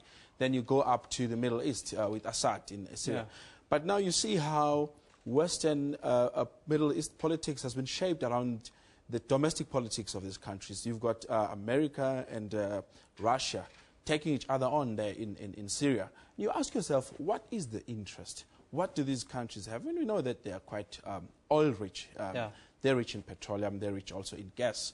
And that's a high-demand area for some of the Western economic engines to operate. But a country like Syria also has a special place in the geopolitics of the world right now. You know, I find it very interesting that China made a battalion of soldiers available to go on in the ground in Syria, which is very out of character for China. China was very smart because it saw a gap that the world is currently, especially the West, is currently debating which is the best approach. Because you have Obama there in America, he's very reluctant with the ground soldiers because he's on the pull-out missions from Iraq and also from other invasions which he inherited from Bush. Whereas on the other side, if they go on airstrike, they may likely hit the wrong target, which will get them into diplomatic tension with Russia. As we've seen happen in this conflict absolutely. already. But China then said, look, we've got a particular interest with Assad, and they went in. But the interesting part is obviously the new recruitment of the Islamist military hardliners and how on the 13th they sent a very strong message with the unfortunate attack in France, which again altered these Western relations in terms of their foreign policy, because we know that before then there was this tension from between Russia and France as well as England, particularly around the question of the supply of gas, because Russia was monopolizing and still monopolizing over 60% supply of energy in Europe. But when France was attacked, Russia saw that they are not immune from some of these. So it reoriented the landscape in terms of geopolitics of the region again. Let's move our focus to Europe quickly, because I do get a sense that Europe is becoming a front line for this conflict, increasingly so in the months and years to come. Some people are saying, do you see an Arab Spring in Europe almost in the months to come?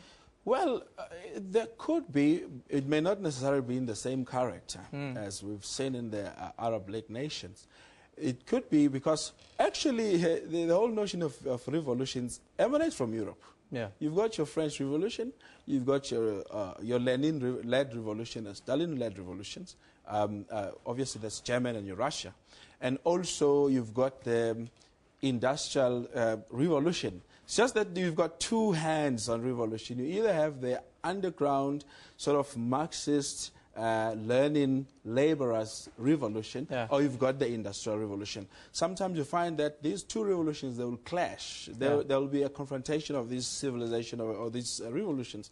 So what we're likely to see, we saw with the economic situations in Greece and the influx of the refugees into Europe, obviously that talks to the depletion of resources and the closing of space in terms of sharing resources. Yeah. Now, the home people in Europe would say, look, the economic pie is shrinking because of the mismanagement of the gatekeeping, if you will. Other humanitarian people are saying, let's accept people who are looking for help.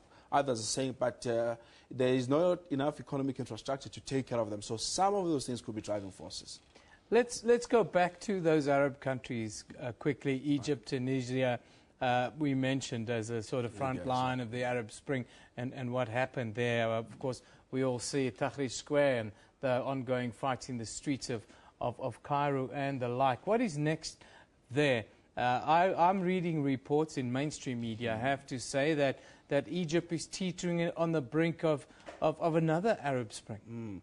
Well, the problem is the tools that you use to acquire state power. Sometimes when you have captured the state power, you'll have to delegitimize them, make them to be illegitimate. For instance, the tools that were used by the Arab Spring was these mass revolutions going into the squares to say that we want to topple the leaders. But now we saw with the Monday, 5th anniversary of the toppling of Hosni, that they are saying, Sisi is saying, we are not going to tolerate mass demonstration, mass revolutions. But the people are saying that that's how we brought you into power in the first place. But he's saying, no, we're in a different dispensation. We are trying to, enact order and stability. Hence, you find that they, in Egypt, in the past 2 months, they've had to install 2 parliaments. And you see that they're still struggling and battling with that in Libya because of those war infections, that where is Parliament going to be established? Because in their view, Parliament is seen that should be the place and the space of contestation rather than going to the squares to make the noise. Well, Israel, we've run out of time, unfortunately. It's very interesting, the political developments in Northern Africa and how they're going to play out in Europe and the Middle East. We'll keep talking about that, I'm sure, for the months to come. Thanks for joining us, as always. Israel Mkhize is our resident African political economist. He'll kind of sees trends and tells us what to look out for. Now, what to look out for on this very channel is Bonnet de Bod. She's a 50-50 wildlife presenter here in South Africa and filmmaker.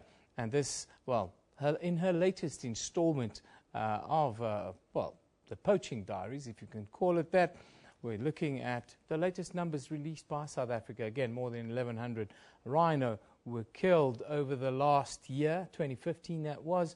Alva spoke to her a little bit earlier.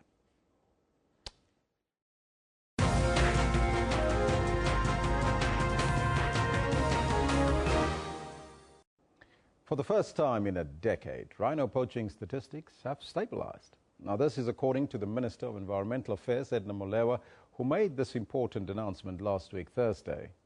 According to the findings, poachers had slaughtered just over 1,000 animals last year, which is slightly down from the previous year. Now, this is the first recorded decline in rhino poaching since 2007, which is good news. But joining us now in studio today is 50-50 presenter and filmmaker Bonnet de Bod to tell us more. Bonnet, a very good morning to you and welcome. Good morning, Elvis. Thank you very much. The stats show a decline in the numbers. Are you surprised? Well, as you mentioned, Elvis, indeed, for the first time in a decade, we have seen a decrease in rhino poaching in South Africa. Now, the number is 1,175 rhinos poached in 2015. 40 less than in 2014, but significantly higher than the 13 killed in 2007. So I think a bit of a relief compared to recent years when we've had nothing but increases, and also an indication of the positive efforts of the managed response by government. But it's also no reason for us to now sit back and become complacent. So I think a positive step in the right direction, but it's still unacceptably high. There needs to be no poaching. Like somebody says, you know, for every rhino killed is one too many. Now, the numbers is down, but is that perhaps an accurate reflection on what we're seeing on the ground? You know, Elvis, there are many or several in the rhino industry or business, as I call it, and they are saying that the numbers released last week do not correlate with reported incidents throughout the year, that the actual number is much, much higher, and that the authorities are keeping the real numbers from us. And then there's also a little bit of controversy about Prince Harry's speech at the South African Wildlife College at the beginning of December. In it, he mentioned 1,500 rhinos poached in 2015. And that is also the figure Kensington Palace released on their Twitter account. Now, I was at the speech along with media from the UK. And of course, when we heard the figure, we assumed that as a representative of Her Majesty's government, he would have the correct figure. So that is interesting. But I also spoke to Elise Dafui from StopRhinoPoaching.com, and she's closely related with the stats from an independent point of view. And she firmly believes, and she's also connected with those on the ground, and she firmly believes that the stats released last week are spot on. So I think the question is, what has made the difference? And that is the question. What has made the difference? Is there perhaps a difference, or are we seeing the correct numbers? Well, I've spent a lot of time with the rangers in Kruger Park, of course, filming for Strip, and they haven't divulged any figures to me, but they've made it very clear, Elvis, that they've worked incredibly hard in 2015 to reduce poaching inside the park. And then we mustn't forget, we've had huge cash injections into Kruger with the Howard Buffett millions, as well as many technological developments. So a lot has been happening inside the park. It is unfortunate, though, that the provincial breakdown of stats was not released by the minister, but I have put in a formal request with the department, so I hope to have that breakdown soon. And also, Elvis, we are all very happy, and people are saying it's fantastic news about the poaching stats, but important to note, the US newspapers reported this as the highest poaching ever in Africa of rhinos. And I just want to give you those stats. Namibia lost 80 rhinos. That's up from 24 in 2014, while at least 50 were killed in Zimbabwe. That's up from just 12. And then Botswana have not officially released numbers, and many saying there is no poaching. But I've had several people from the Delta telling me that, in fact, they have had poaching incidents in 2015. So, again, I'd like to say once more, we are far from winning this poaching fight. Now, as soon as you do get those updated numbers, we would also like to have a chat with you around those. But what other developments did the minister announce when she announced the statistics? Well, the minister also had ministers of justice and state security on hand to report back on their involvement in the crisis. So there was a detailed update about the arrests, investigations, prosecutions that happened in 2015, and the numbers showed improved enforcement. South Africa arrested 317 poachers in 2015. Now that's up from 258 in 2014. And Minister Masuta also reiterated this success and said that they've achieved an 88.8% conviction rate of rhino poachers from April 2015 to present. Now, I've always emphasized the importance of community involvement in this crisis, and the department is also engaging with traditional leaders within communities. I think that's a fantastic initiative. So there was also an update about the handovers of dehorned rhinos to communities. It's a fantastic initiative. We need to educate, and we need to renew that lost value of being responsible for our wildlife.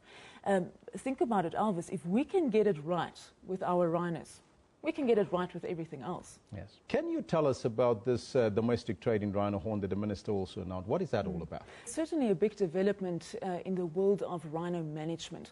Now, the North Gauteng High Court overturned the Department of Environmental Affairs appeal over this previous court order that lifted government's moratorium on local trade. That's domestic trade in rhino horn.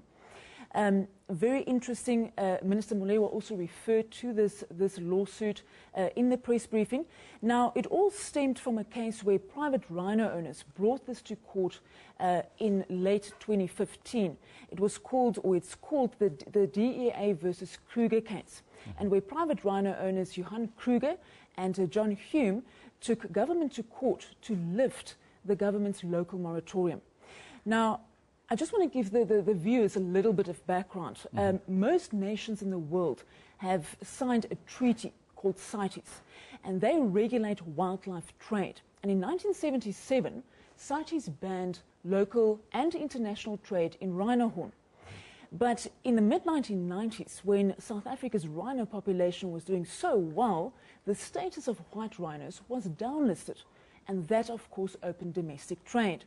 When the rhino poaching escalated in 2007-2008, government then placed a moratorium on domestic trade in 2009. And this is what the farmers managed to successfully lift. Minister Molewa appealed the ruling, as you know, and then last week it was overturned. She did refer, as I mentioned, to the lawsuit in her press briefing, and she said that her team will now take it to the Supreme Court of Appeal. And once they've filed their application for appeal, the moratorium will be put back into place, or it will go back into effect. So what does this then mean? Does it mean that private rhino owners can now sell their rhino horn and stockpiles of rhino horn? Yes, on paper and domestically, but they would need a permit to do so, and the permitting system is not yet in place. So, but let's say it was, and they're able to get a permit tomorrow. Then they would be allowed to trade locally within South African borders. But now you must remember, if the horn crosses the border, it is illegal. So there's a lot of debate around this, a lot of things to consider. How will the permitting system work? Will it be properly regulated and controlled? And is there really a market for rhino horn in South Africa? And also definite mechanisms will need to be in place for domestic trade to be controlled. So some people say it might inspire further poaching and illegal international trade. But I think it's something that everyone will be watching as the year progresses and as the poaching numbers for 2016 start to climb. Now, we know that the market is definitely not just in South Africa. The market is more in the east. Will that now not increase the killing of rhinos? Well, that's the question. I think only time will tell. All we can do now, Minister Molewa feels confident that she will win her Supreme Court appeal, so we can only wait and see for the outcome. Now, Bona, we've run out of time. There's a number of other issues I want to touch on, but when we speak to you again next time, we'll touch on those. And one of those is regarding the domestic trade in rhino horn that the Minister also announced, but we'll touch on that on another time. Thank you so much for giving us an update there. Thank you very much, Elvis. That was 50/50 presenter and filmmaker Bona Debat in studio. Keep you updated, of course, as the rhino story continues. Poaching continues unabated here in South Africa. Now let's take a quick look at the front pages from around the African continent this morning. We'll start in Zambia. Now the Post there reports that government's continued over-expenditure amidst the current economic problems will compromise Zambia's outlook and widen its budget deficit. So says the Center for Trade Policy Development there. Then in Angola, the Jornal de Angola says the head of state, José Eduardo dos Santos, yesterday congratulated Marcelo Rebelo de Sousa for his victory over the weekend in presidential elections in Portugal. Then finally, the Namibian reports that Namibia's University of Science and Technology has 1 month before it faces operational difficulties because of the temporary move to allow students to register without paying registration fees.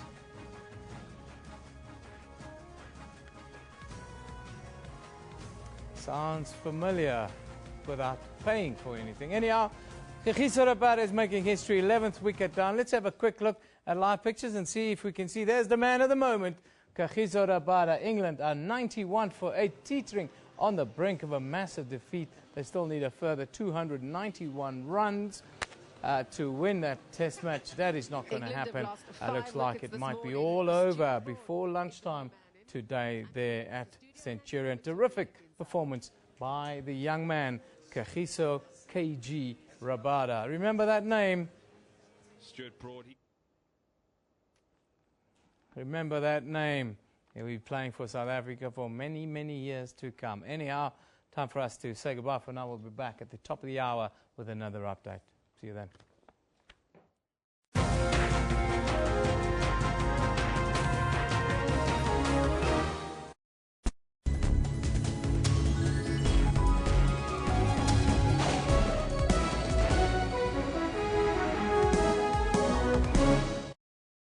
And I'm Babakini Chetty Miller, SAB Miller, and Hauser Bush Imbev. It's something that I need to learn to say more often. Will together produce around a third of the world's beer. It is a mouthful. Have you ever considered skin bleaching? Nigeria tops the list of African countries with 77% of its women bleaching their skin. Now I can see that it is not good because it affects my face and some of my body parts. Thousands of Arab Israelis and Palestinians participated in a big rally. Flight MH17 was shot down by a Russian-made missile. How those chips may fall is a prediction best left to the currency of time. That's Primetime News, Africa Journal, and Your World on SABC News.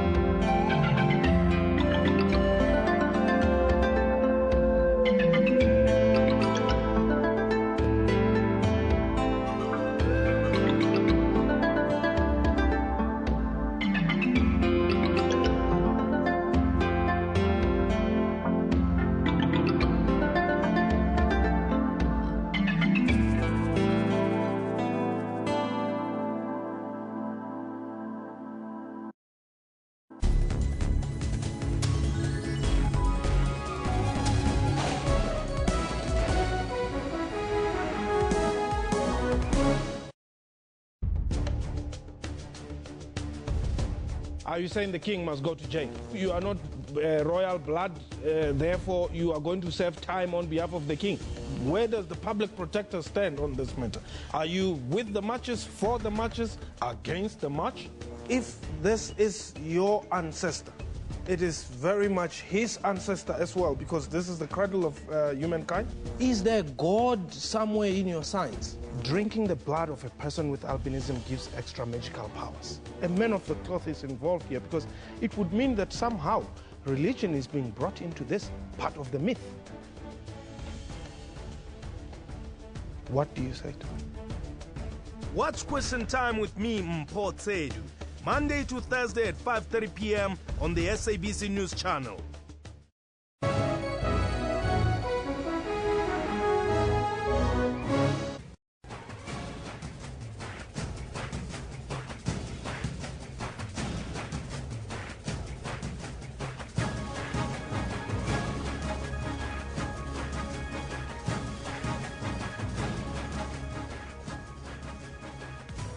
It's 1100 hours Central Africa time on this Tuesday, the 26th of January 2016.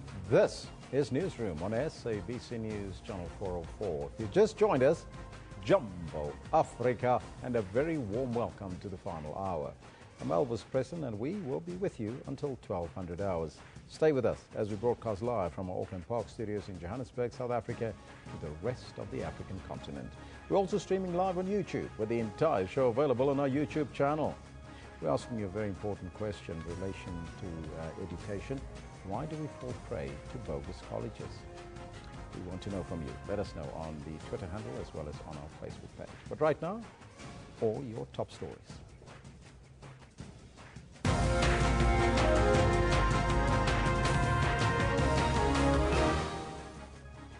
Negotiations between the Outsourcing Must Fall movement representing contract workers and TUT and the university stars team have collapsed. Idols judge Gareth Cliff is in court with Mnet this morning over his case. And the opposition to Urban Tolling Alliance will today brief Parliament's Portfolio Committee on Transport on alternative mechanisms for financing e-tolls. Now, those are all your headlines, but first, let's find out from Kendall Makamate what's happening on the sports field. Very good morning. Good morning to you, Elvis. It really is a good morning today. I can really say that and really mean it.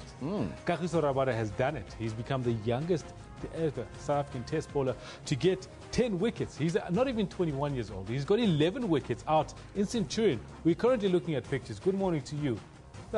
He's bowling right now. He's already got 11 wickets in this test match. 4 of them this morning. The latest 4 were Hales, Compton, Bairstow and Wokes. Kagiso Rabada is an absolute gem of a cricket test player for South Africa, and everybody is definitely going to be looking at this man as a man who's going to be walking into legendary status anytime soon. And that's what we've got opening up our sports headlines with for this morning. We'll definitely be making sure that we'll bring you other sports news later on at 11:30. Back to you, Elvis. Thank you, Kendall. He will bring you more a little bit later, but right now let's take a look at all your headlines. Or your top story, actually, for that matter. Negotiations between the Outsourcing Must Fall movement representing the contract workers at TUT and the university stars team have collapsed. The two parties met last night, and workers' representative Vusi Mashlangu says they pulled out of the meeting set up to resolve the 2-week outsourcing saga after accusing the university management of not taking them seriously. Mashlangu says they are also against the inclusion of Labour Union Nahau as part of the task team mandated by management to negotiate the workers' settlement. TUT spokesperson Vela de Reiter says management has again extended an invitation to the workers to return to the negotiation table. She has urged students who could not register because of protest action to register online. Media personality Gareth Cliff will go head-to-head with Mnet this morning when the two face off in the High Court in Johannesburg. Cliff will be fighting for his job as an South African Idols judge, which he lost after an alleged race debate that exploded after Penny Sparrow called Black Beach goers monkeys. Cliff is suing Mnet for 25 million rand and wants his job back on the reality singing show after being abruptly fired. Cliff has denied being racist and has thrown the book at Mnet, which broadcast the popular show, claiming 5 million rand for defamation of character and another 20 million rand for breach of contract. In his answering affidavit, Mnet said that if Cliff returned to Idols, it believed that he would now poison the show. Murdered University of Johannesburg student Palesa Madiba will be laid to rest in Soweto today. Madiba went missing in 2013 while visiting a friend in Piri. The 21-year-old's remains were found buried in the backyard of a friend's home last month. Gauteng MEC for Community Safety, Sizakela Nkosi Malabani, says arrests are imminent. The Department of Higher Education and Training says it started 2016 well, as it has managed to close 11 bogus colleges in Johannesburg alone last week, adding to 52 cases of 2015. The department says it will take its campaign of closing bogus colleges to other cities around the country. Earlier, we spoke to the department spokesperson, Kaya Nkanyama, who then says that registered colleges that offer additional colleges, or courses rather, which they are not registered for, will face the full might of the law. The moment we grant a college a permission to operate on the basis that we have evaluated quality assured the kind of programs that they have to offer, which is a process that starts from the Council of Higher Education, we therefore say, you as this particular college, we accredit you to do 10 programs. And then they decide to go behind government and offer 40 programs, of which 30 of them are unaccredited. That's a serious crime. Some of these colleges that we've charged are exactly falling in that category. They have an operating license, but they are permitted to offer specific courses that we have accredited for.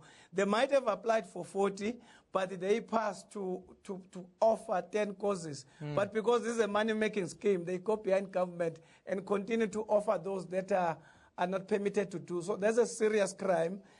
We charge them in a similar fashion as those that are operating illegally. And on the basis of that, our application to court is that they are the certificate that we have offered them to operate must be recalled. And on the basis of that, they must not be allowed to operate even in the near future.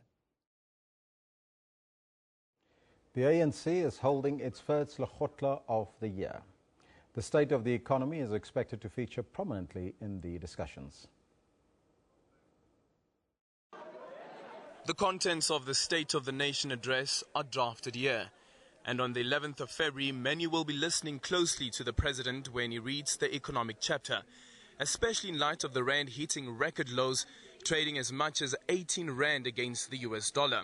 While the International Monetary Fund downgraded the country's economic growth prospects from 1.3% to 0.7%. We are going to debate the economy and the approach to the economy. That's why we are receiving two reports. The first one is an input from the Treasury, which will be looking into the fiscal aspects of governance. And we'll receive another report from Rob Davis, which will look into international economic situation, including trade relations. Listening attentively to those reports will be COSATU, but its biggest challenge now is getting the Tax Amendment Act repealed. Workers have been in an economic squeeze for ages. We acknowledge the dire straits situation right now. We all have to stand together to fix the economy. We must stop making careless mistakes. We must ensure that we close ranks as a nation to face with this economic situation. Ratings agency Standard & Poor's also warned that the country can't afford any policy errors. However, the door of discussion remains open. We must clarify if the issue is about preservation or not. That debate should take place, because if we say no preservations, the experience tells us that that is a life sentence on poverty. COSATU is also taking the fight to the streets, but it's a tight race against time. The Tax Amendment Act will be implemented from the 1st of March. Aldrin Sampier, SABC News, Irene Centurion. Looming battle between government and the unions, that's all coming up, and we can expect you to, in fact, we want you to hang on in there and wait for that story as it breaks right here on Channel 404. We'll keep you updated as it progresses about the talks between COSATU and government on the reform, on the tax reforms and the pensions there. Now, we're going to go in a short while to the cricket. It seems like we're making history on the pitch as soon as we are ready, but in the meantime, let me just remind you of our question today that we have. Why do we fall victim to bogus colleges? That is the question we want to pose to you. I want you to let us know on the Twitter handle at SABC Newsroom. You can also do so on the Facebook page.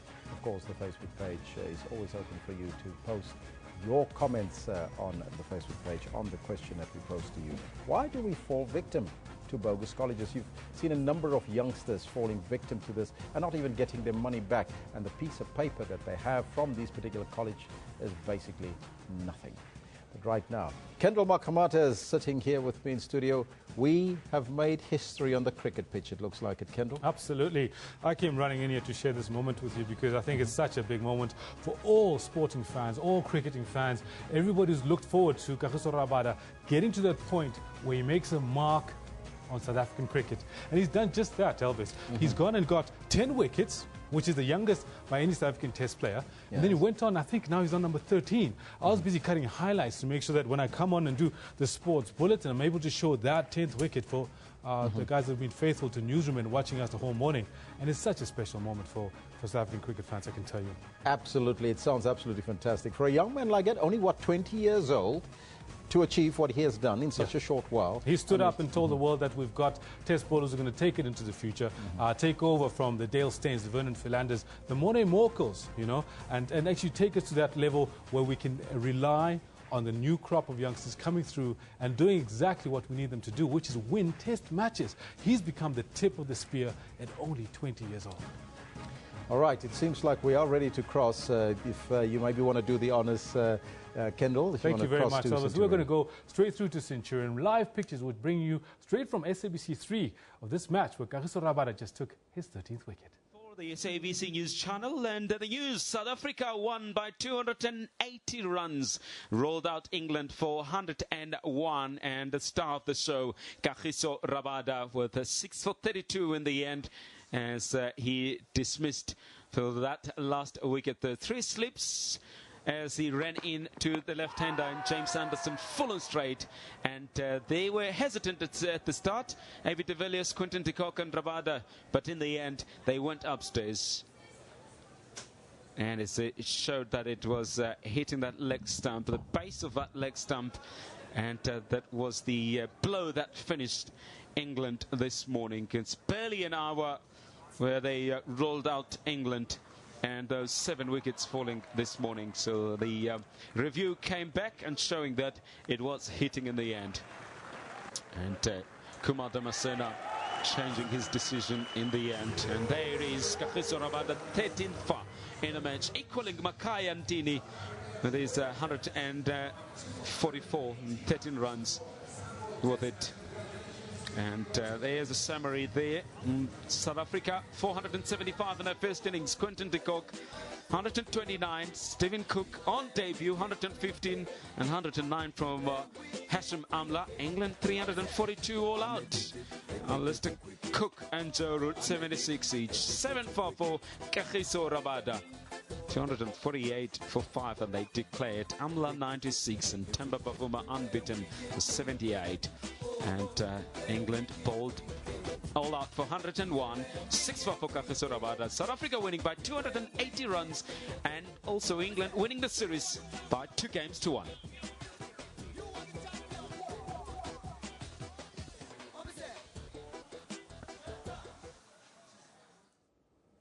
Absolute fantastic. Kendall Makamata will be back with more of your sports news in a short while, very short while, and give you the latest there.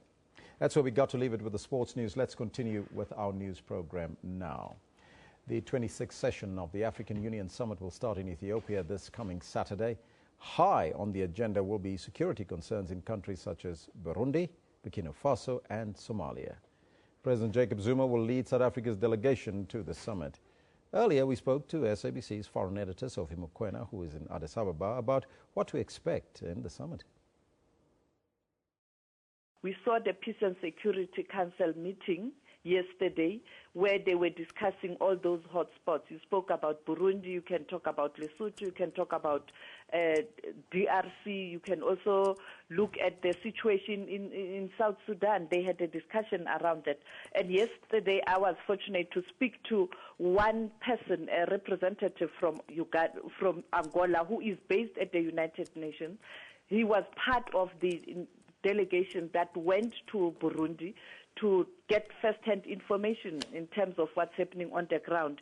And Ambassador Ishmael Martins told me that they have agreed that they are proposing that AU and the UN should send the observers to go and monitor the situation in Burundi, because they don't want the situation to escalate and the killings to continue, but emphasize that there is government there and there were elections there. Therefore, all stakeholders must work together, and the government itself must create a climate of negotiations to ensure that there's peace in Burundi. But also remember, Burundi is arguing that they are involved in different parts of the continent where they have troops in peacekeeping missions, for an example, in Somalia. Therefore, if they can protect other citizens in other countries, why can't they protect their own people? And they are arguing that the violence is isolated. It's only in Bujumbura, in certain parts of the capital city. But the countryside and the vast country and areas, other areas, there is relative peace. Therefore, they have to convince Burundi to ensure that Burundi understand why a necessity to deploy such a force. And when yesterday I spoke to Ambassador Martins, I could sense some sort of toning down of the positions from these multilateral bodies, because he said there is government there, there were elections there, therefore stakeholders must work together. You cannot say people must work together with a particular government when you undermine the same government. Therefore, they will have to persuade. Diplomacy and shuttle diplomacy will have to take place to ensure that Burundi understands. And therefore, I expect when they meet with leaders over the weekend, a decision will be taken in terms of what needs to happen in Burundi. The Ethiopians here are worried about the security in this region in general, but they are quite confident that their security forces will be up to the task should there be any eventuality. You are aware that we have lots and lots of Ethiopian peacekeeping troops in different parts of the continent, and they are working together with other countries. Therefore, this brings some sort of relief to the Ethiopians themselves, knowing that they are involved, and should there be any challenge in their own country, the African countries will assist them. Therefore, they are confident that the role they play in the continent to bring peace is actually ensuring that they themselves, there's peace in their own country.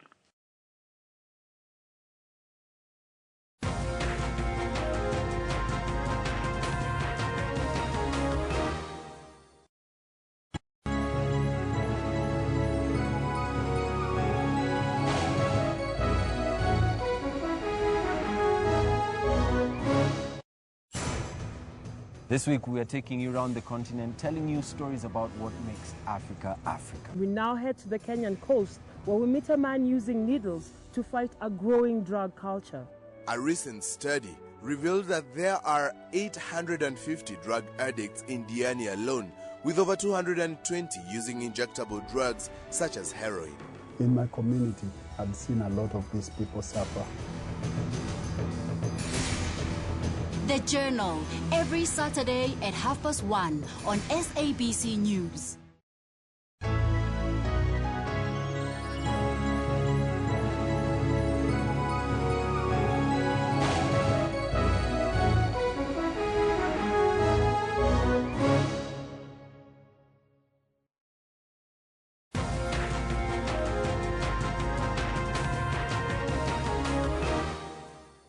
Welcome back. Time for Newsroom now to take a more regional approach in our newscasting. More than 350 pupils from the Matthew Pauser Secondary School at Bochum in Limpopo have had no tuition since schools reopened.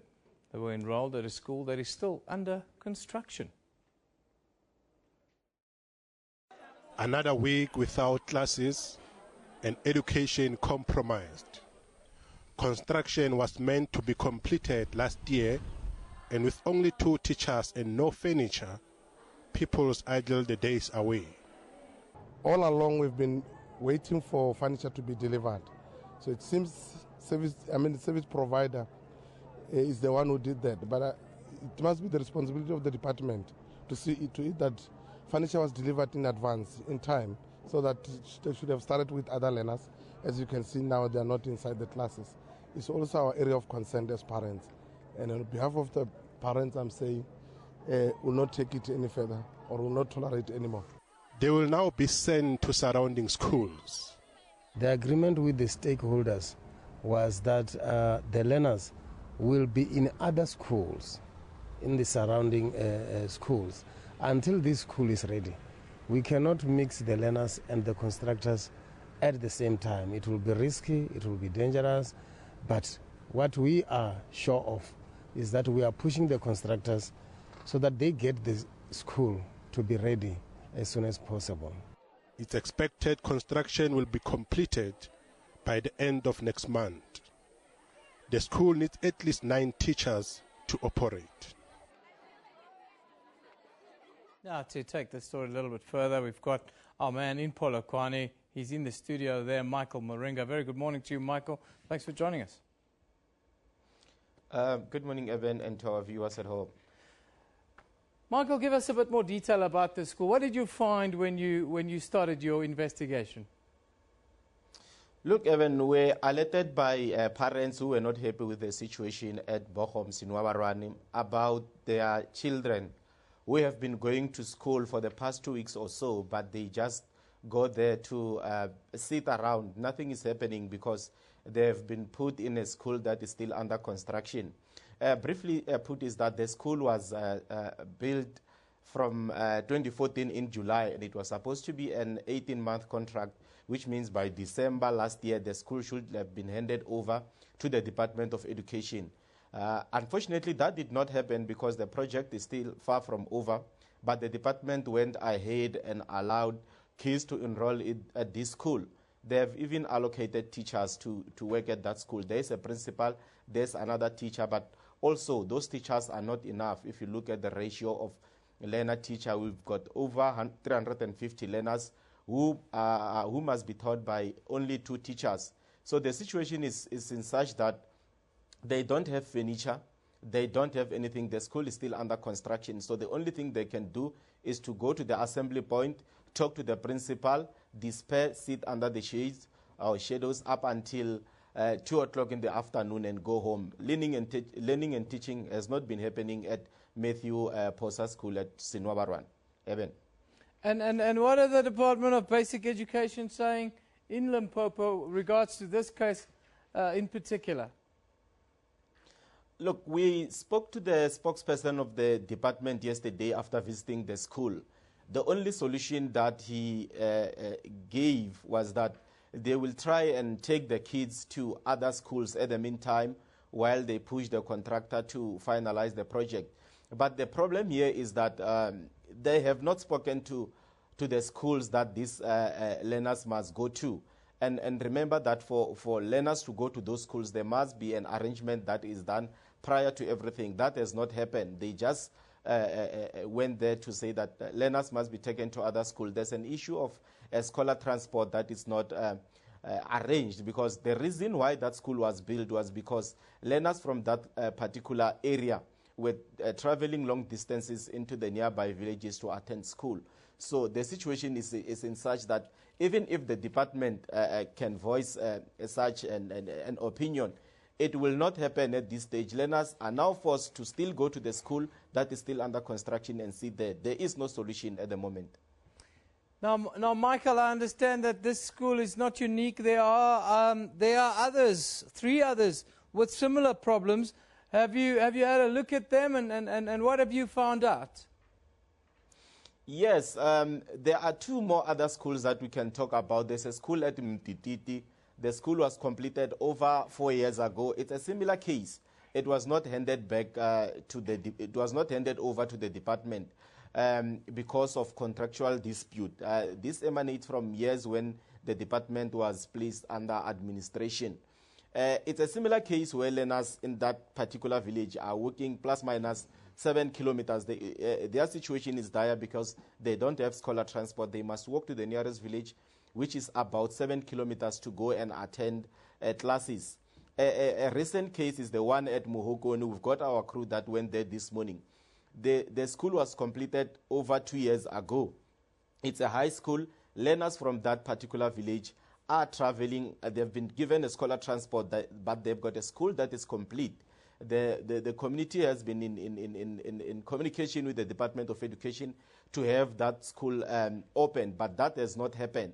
So we've got few schools that are in a similar situation whereby they have been completed, but learners are still traveling far distances to other schools. The department does not come to party to come and address these issues, and you see at Mohokong, the community has developed an attitude, or they have come to a situation whereby they cannot take it anymore. Yesterday, they were dispersed with rubber bullets by police when they blockaded one of the main streets that leads to that village. So the Department of Education must now come on board and try to address these issues as a matter of urgency. Michael, I want to talk about the unhappiness of the parents. It's clear that they are not happy. What are they telling you? This situation is going to bubble over if it's not addressed. Is that what they're saying? Yeah, it's a situation that might continue and carry on for some time now, because one other issue that the department has highlighted is the issue of teachers. The schools are completed, but there's a lack of teachers in the province. In the previous years, they were relying on ad hoc teachers, but teachers have not been allocated in this financial year. So even if they were to allow those schools to operate, the challenge is that because of lack of teachers, it will not happen. But the challenge now is that communities are growing impatient, and they want the schools that were built on their demand to start working as soon as now. So if that does not happen, we might see a lot of protest ahead of these local government elections coming in May. Eben.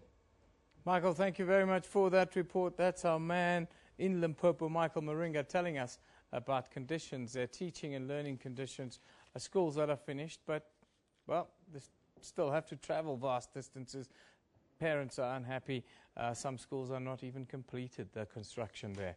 Let's move to the Northern Cape now, where the Cooperative Governance and Human Settlement and Traditional Affairs MEC Alvin Bogus has announced sweeping changes to the housing criteria for the province. The first-come, first-serve approach to housing allocation has now been abandoned. The MEC announced the changes at a media briefing in Kimberley a little bit earlier. Now, our reporter Ulrich Hendricks attended the media briefing. Well, good morning and welcome to Kimberley in the Northern Cape, where Northern Cape MEC for Kokstay, Alvin Bogus, has just announced at a press briefing sweeping changes to the housing criteria. So more vulnerable groups will get preference in this new policy. But to talk to us about this more is the MEC. Good morning, MEC. Good morning to SABC and its viewers. Tell us about the new criteria. Who's going to benefit and how is it going to work? Well, Aldrich, it's very simple. We have seen that there's only a limited number of housing opportunities available in the Northern Cape. For example, we have delivered just in excess of 55,000 housing units, but the backlog based on Stats SA 2011 census is 52,000. So we have decided in consultation with the Premier of the Northern Cape that our housing needs will be prioritized in the form of your most vulnerable. So vulnerable, we are going to look at the sliding scale from our grandmothers and grandfathers downwards to the ages of 40 years. We are in agreement with the Minister of Housing, Mr. Sulu, that it will be irresponsible to allocate houses to young, able-bodied men and women. However, there's an exception to the rule. Those that will qualify for housing BNG houses below the ages of 40 will be those that are vulnerable, meaning that the Department of Social Development have a Balelapa poverty household profiling that identifies exactly who is chronic poverty. Those on that database will be considered. Secondly, once again, the Department of Social Development has a victim empowerment support program. We know there's a 16 days or a program against violence in regards to women and children. So any woman that has been subjected to some of these ill-conceived social crimes will be regarded as a vulnerable person. In as far as those, in the Northern Cape, we have a challenge in relation to alcohol abuse that result in the conception of children living with FAS, the syndrome that is almost like Down syndrome, but it's only caused because of excess alcohol usage. So those children and their mothers below the ages of 40 will actually be prioritized. However, there will be outcry now, positive and negative. Positive will be that people know that we are responsible. They know we have limited houses that we are able to give for free to our people. But of course, we have a range of other programs, such as your finance-linked subsidy program, your FLIPS programs for those that are working in private sector permanently and in government that earn 3,500 rand up to 15,000 rand. We'll give a subsidy amount up to 80,000 rand. So we think there's a range of other interventions for the ones that are not categorized as the most vulnerable and as the most poor in the Northern Cape. Talking about an outcry, you do expect an outcry in terms of people who have been on the waiting list, and the waiting list is long, sometimes up to 10, 15 years. So some of those people will then move down on that list.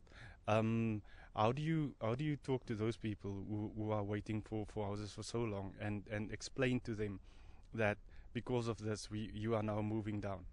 Well, Aldrich, very simple. Everyone must be responsible citizens in the Northern Cape.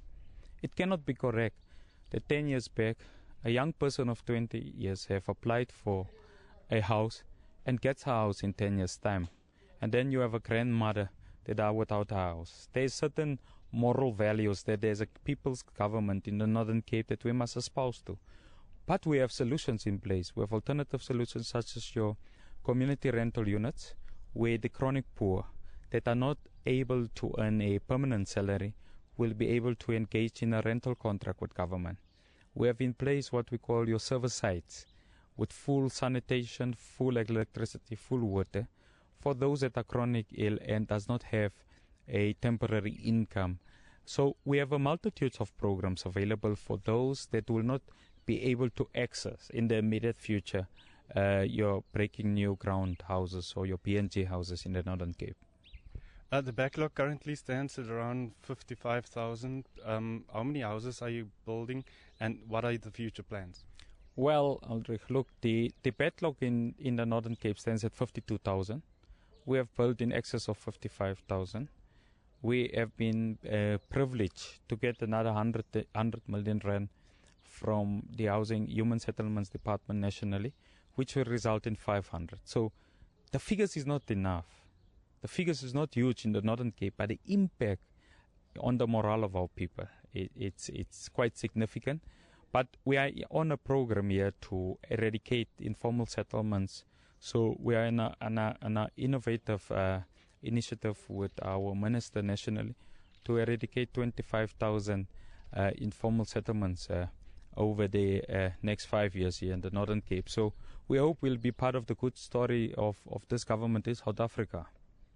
Okay, MEC, also what you announced earlier in the press briefing is that there are issues surrounding the Hanta municipality, that is within the Namaqualand area, where they do not wish the AG to form part of a council meeting where the finances are being discussed. Tell us a bit more about that and the action that you're likely going to take. Yes, no, thank you very much. Look, we are pained and saddened by the decision of the Hanta municipality under leadership of the mayor and municipal manager. It's obviously run by a DA coalition to issue a banning directive to the Auditor General in the Northern Cape. They are not happy about the outcome of the audit opinion, and they say that the Auditor General has been subjective. They have migrated downwards from an unqualified report with matters and findings to an unqualified report. We are obviously concerned that the Chapter 9 institution will be barred from participating in a public participation process where the report of the Auditor General will actually be presented. It cannot be correct, Aldrich, that the municipal manager, without participation of the Auditor General, present a report on its own. What is of more concerning is the number of matters of emphasis that has been cited by the Auditor General, including an amount of 500 million rand in unauthorized expenditure, the fact that business contracts has been awarded by the municipality to the families of employees in the Hanta municipality. Now we are saying there's a problem here. So we are going to go on an onslaught for corrupt practices, such as what has been cited by the Auditor General. We are obviously have communicated the implications of the decision to the Hunter municipality, and we intend, should they bar the Auditor General, to interdict the decisions of that council meeting. Let's talk about the forthcoming elections. The Hunter municipality and the Kalfinia area there, where there's currently a COPE and a coalition. It's being targeted by the ANC, of which you are a senior leader. People will say that the action that you are contemplating today is because there's an election looming this year. Well, Aldrich, not actually. You know, the Auditor General, it speaks through to power. It speaks through to us in the provincial government. It has negatively cited in the past a number of provincial government departments. We are not happy, but we have not issued banning orders. We think it's quite irresponsible for a municipality such as Hunter to bar the access of a Chapter 9 institution. It's a constitutional matter, and we hope that they understand the consequence thereof. My role as a MEC is not to be partisan. Our approach is, whether it's an ANC municipality, it's an opposition municipality, such as in this instance, is to exercise prudent corporate governance that is firmly entrenched on the pillars of back to basics. So I cannot be blamed for exercising my mandate. Our people have elected us with the overwhelming majority in the Northern Cape. And what I do to Hunter municipality, I do to any other municipality that are not respecting Chapter 9 institutions. Thank you very much. That's the MEC for Cooperative Government, Human Settlements and Local Government, Alvin Bogus, talking to us about the changes within the housing selection criteria, and then also about the Hunter municipality not cooperating with the Auditor General when with regards to their financial affairs. And that's it from us, from Kimberley, and it's back to the studio.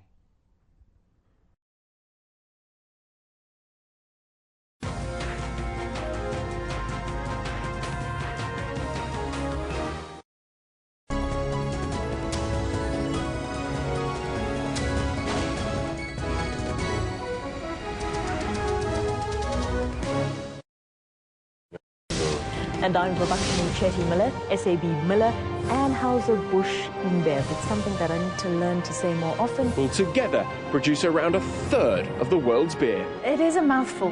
Have you ever considered skin bleaching? Nigeria tops the list of African countries with 77% of its women bleaching their skin. Now I can see that it is not good because it affects my face and some of my body parts. Thousands of Arab Israelis and Palestinians participated in a big rally. Flight MH17 was shot down by a Russian-made missile. How those chips may fall is a prediction best left to the currency of time. That's Primetime News, Africa Journal, and your world on SABC News.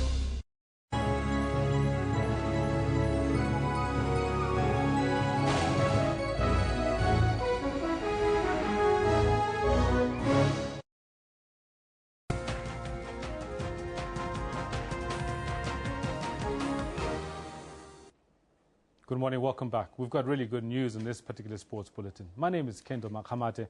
I'm very happy to bring you the news that as South Africa get their own back against England, winning by 280 runs. Kagiso Rabada walked into the record books, taking 13 wickets in the match at Centurion, and at 20, becoming the youngest South African test bowler to get 10 or more wickets in a test. Now here's how he took the last few wickets. Oh, he's got a next ball! Would you believe it? The very next delivery. This is Rabada's test match, there's no doubt. And that's it. Finds the outside edge of Chris Wokes. Rabada, it's just easy pickings at the moment.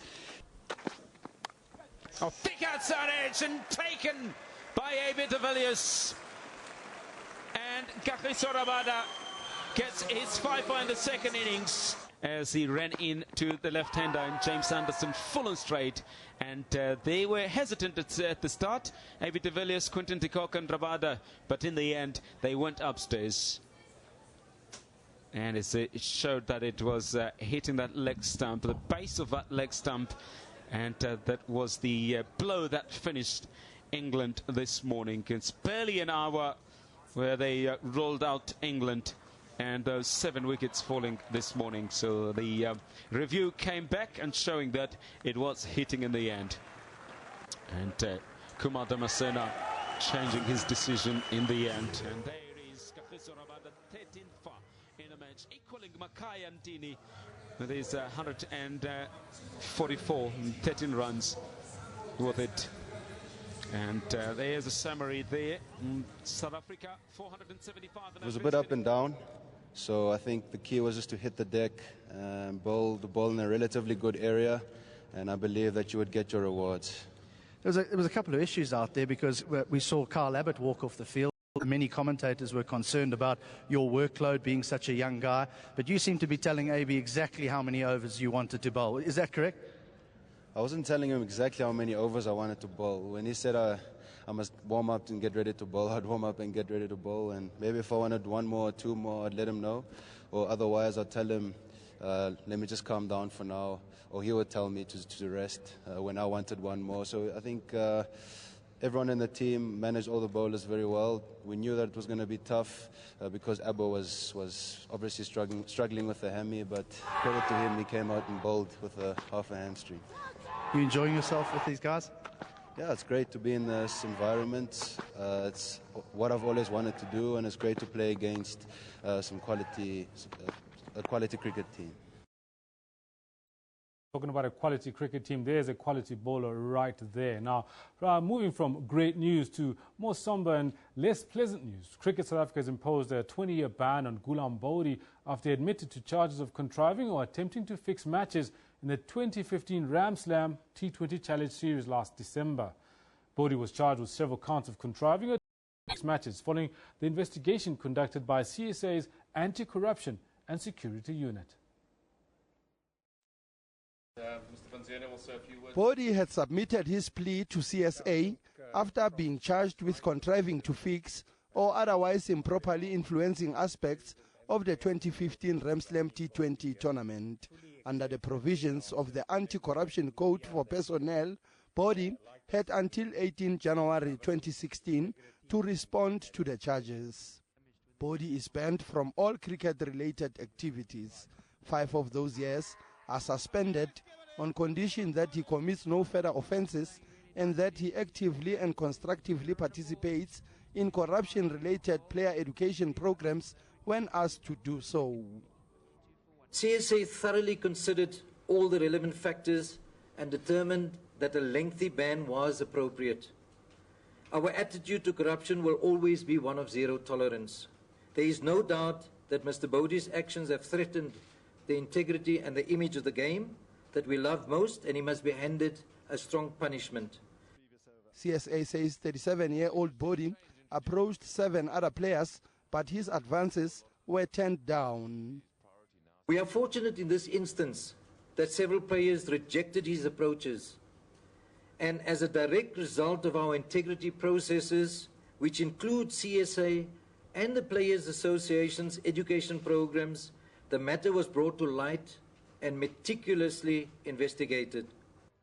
Since certain aspects of the investigation are ongoing, neither the CSA nor the ICC will make any further comment in respect of the matter.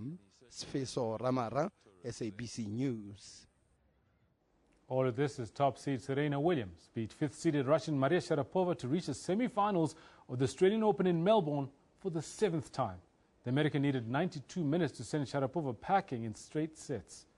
3rd-seeded Swiss Roger Federer's hopes will also remain alive after victory over 6th-seeded Czech Thomas Berdych. Williams had a tentative start and Sharapova quickly enjoyed a 2-love lead in the first set. But in typical Williams style, the American fought back to clinch at 6-4 in just under an hour. Despite receiving some medical attention at the break, the defending champion seemed unstoppable and bagged the second 6-1 to book her place in the last 4. She's an incredibly intense, focused player who you know, was #1 and has won so many Grand Slams for a reason. So, you know, when you're playing someone like that, that's so great. You have to come out with, you know, a lot of fire and intensity. The 6-time champion will meet 4th seed Agnieszka Radwanska next. The Pole comfortably beat Spanish 10th seed Carlos Suarez Navarro 6-1, 6-3. In the men's draw, 3rd seed Roger Federer of Switzerland advanced following a straightforward victory over 6th seeder Czech Thomas Berdych. Federer was his cool, calm and collected self as he hit 48 winners for a 7-6, 6-2, 6-4 win. I think I played a good match. I was aggressive, had some variety in there, and it's quick conditions day, sessions are fast, so I'm very happy that I was able to play this way. Federer will play the winner of the clash between top-seeded Serb Novak Djokovic and 7th-seeded Kei Nishikori of Japan in the semi-finals. Liesl Zankel, SABC News. The Central American Football Union, which has 7 votes in the FIFA presidential election on the 26th of February, has announced its support for Gianni Infantino. Infantino is currently the General Secretary of UEFA and one of the frontrunners in the race to replace disgraced fellow Swiss Sepp Blatter. Meanwhile, Africa's only FIFA presidential candidate, Tokyo Sexwale, is expected to appear before the South African Football Association to answer questions about a lackluster election campaign. 7 national federations in the UNCAF region expressed their support for Infantino. They include the presidents of federations of Costa Rica, El Salvador, Honduras, Panama, Guatemala, Belize, and Nicaragua, along with UNCAF President Rafael Tinico. Infantino is currently in Paraguay meeting with officials of the South American Confederation. Last week, following a meeting, 53 European members of FIFA met, and UEFA announced in a statement that 2 would back Infantino. It's not about making deals or making agreements, it's about respecting everyone, about speaking with everyone. But I'm candidate for the FIFA presidency, and with the support I have, I'm even more responsible in my campaign to become president of FIFA. Africa's hopes in Tokyo Sexwale seem to be fading. There are plans for the businessman to meet the leadership of SAFA to explain his campaign tactics. Sexwale has made little impact and also failed to get an endorsement from CAF, despite being the only African in the presidency race. Meanwhile, a planned televised debate involving the 5 presidential candidates has been cancelled after all but one candidate withdrew. Frenchman Jerome Champagne will be the only candidate to address the forum in Brussels. Lebantube, SABC News. That's going to get more and more interesting as time goes on. We're going to take a short break. We'll have a look at the weather, see what's going on, and then we'll close off the show.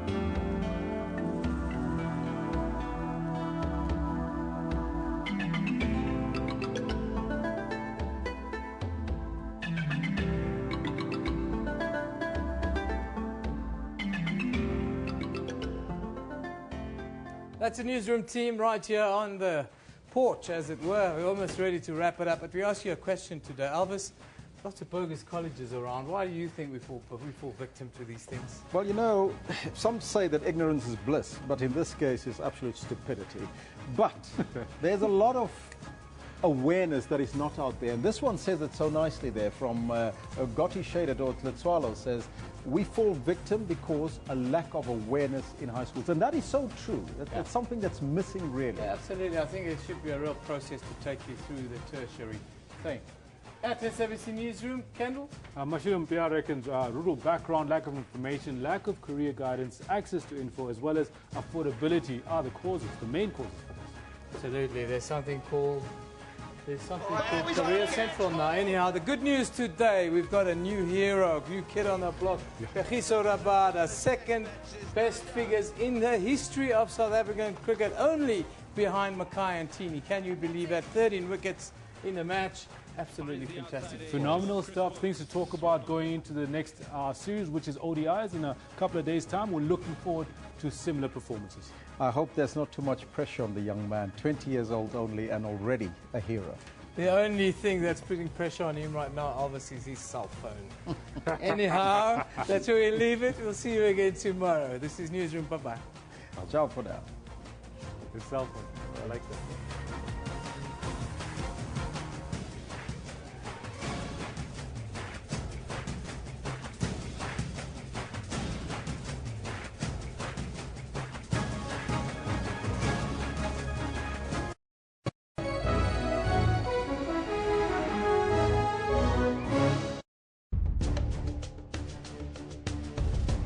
Are you saying the king must go to jail? You are not royal blood, therefore you are going to serve time on behalf of the king. Where does the public protector stand on this matter? Are you with the marches, for the marches, against the march? If this is your ancestor, it is very much his ancestor as well, because this is the cradle of humankind.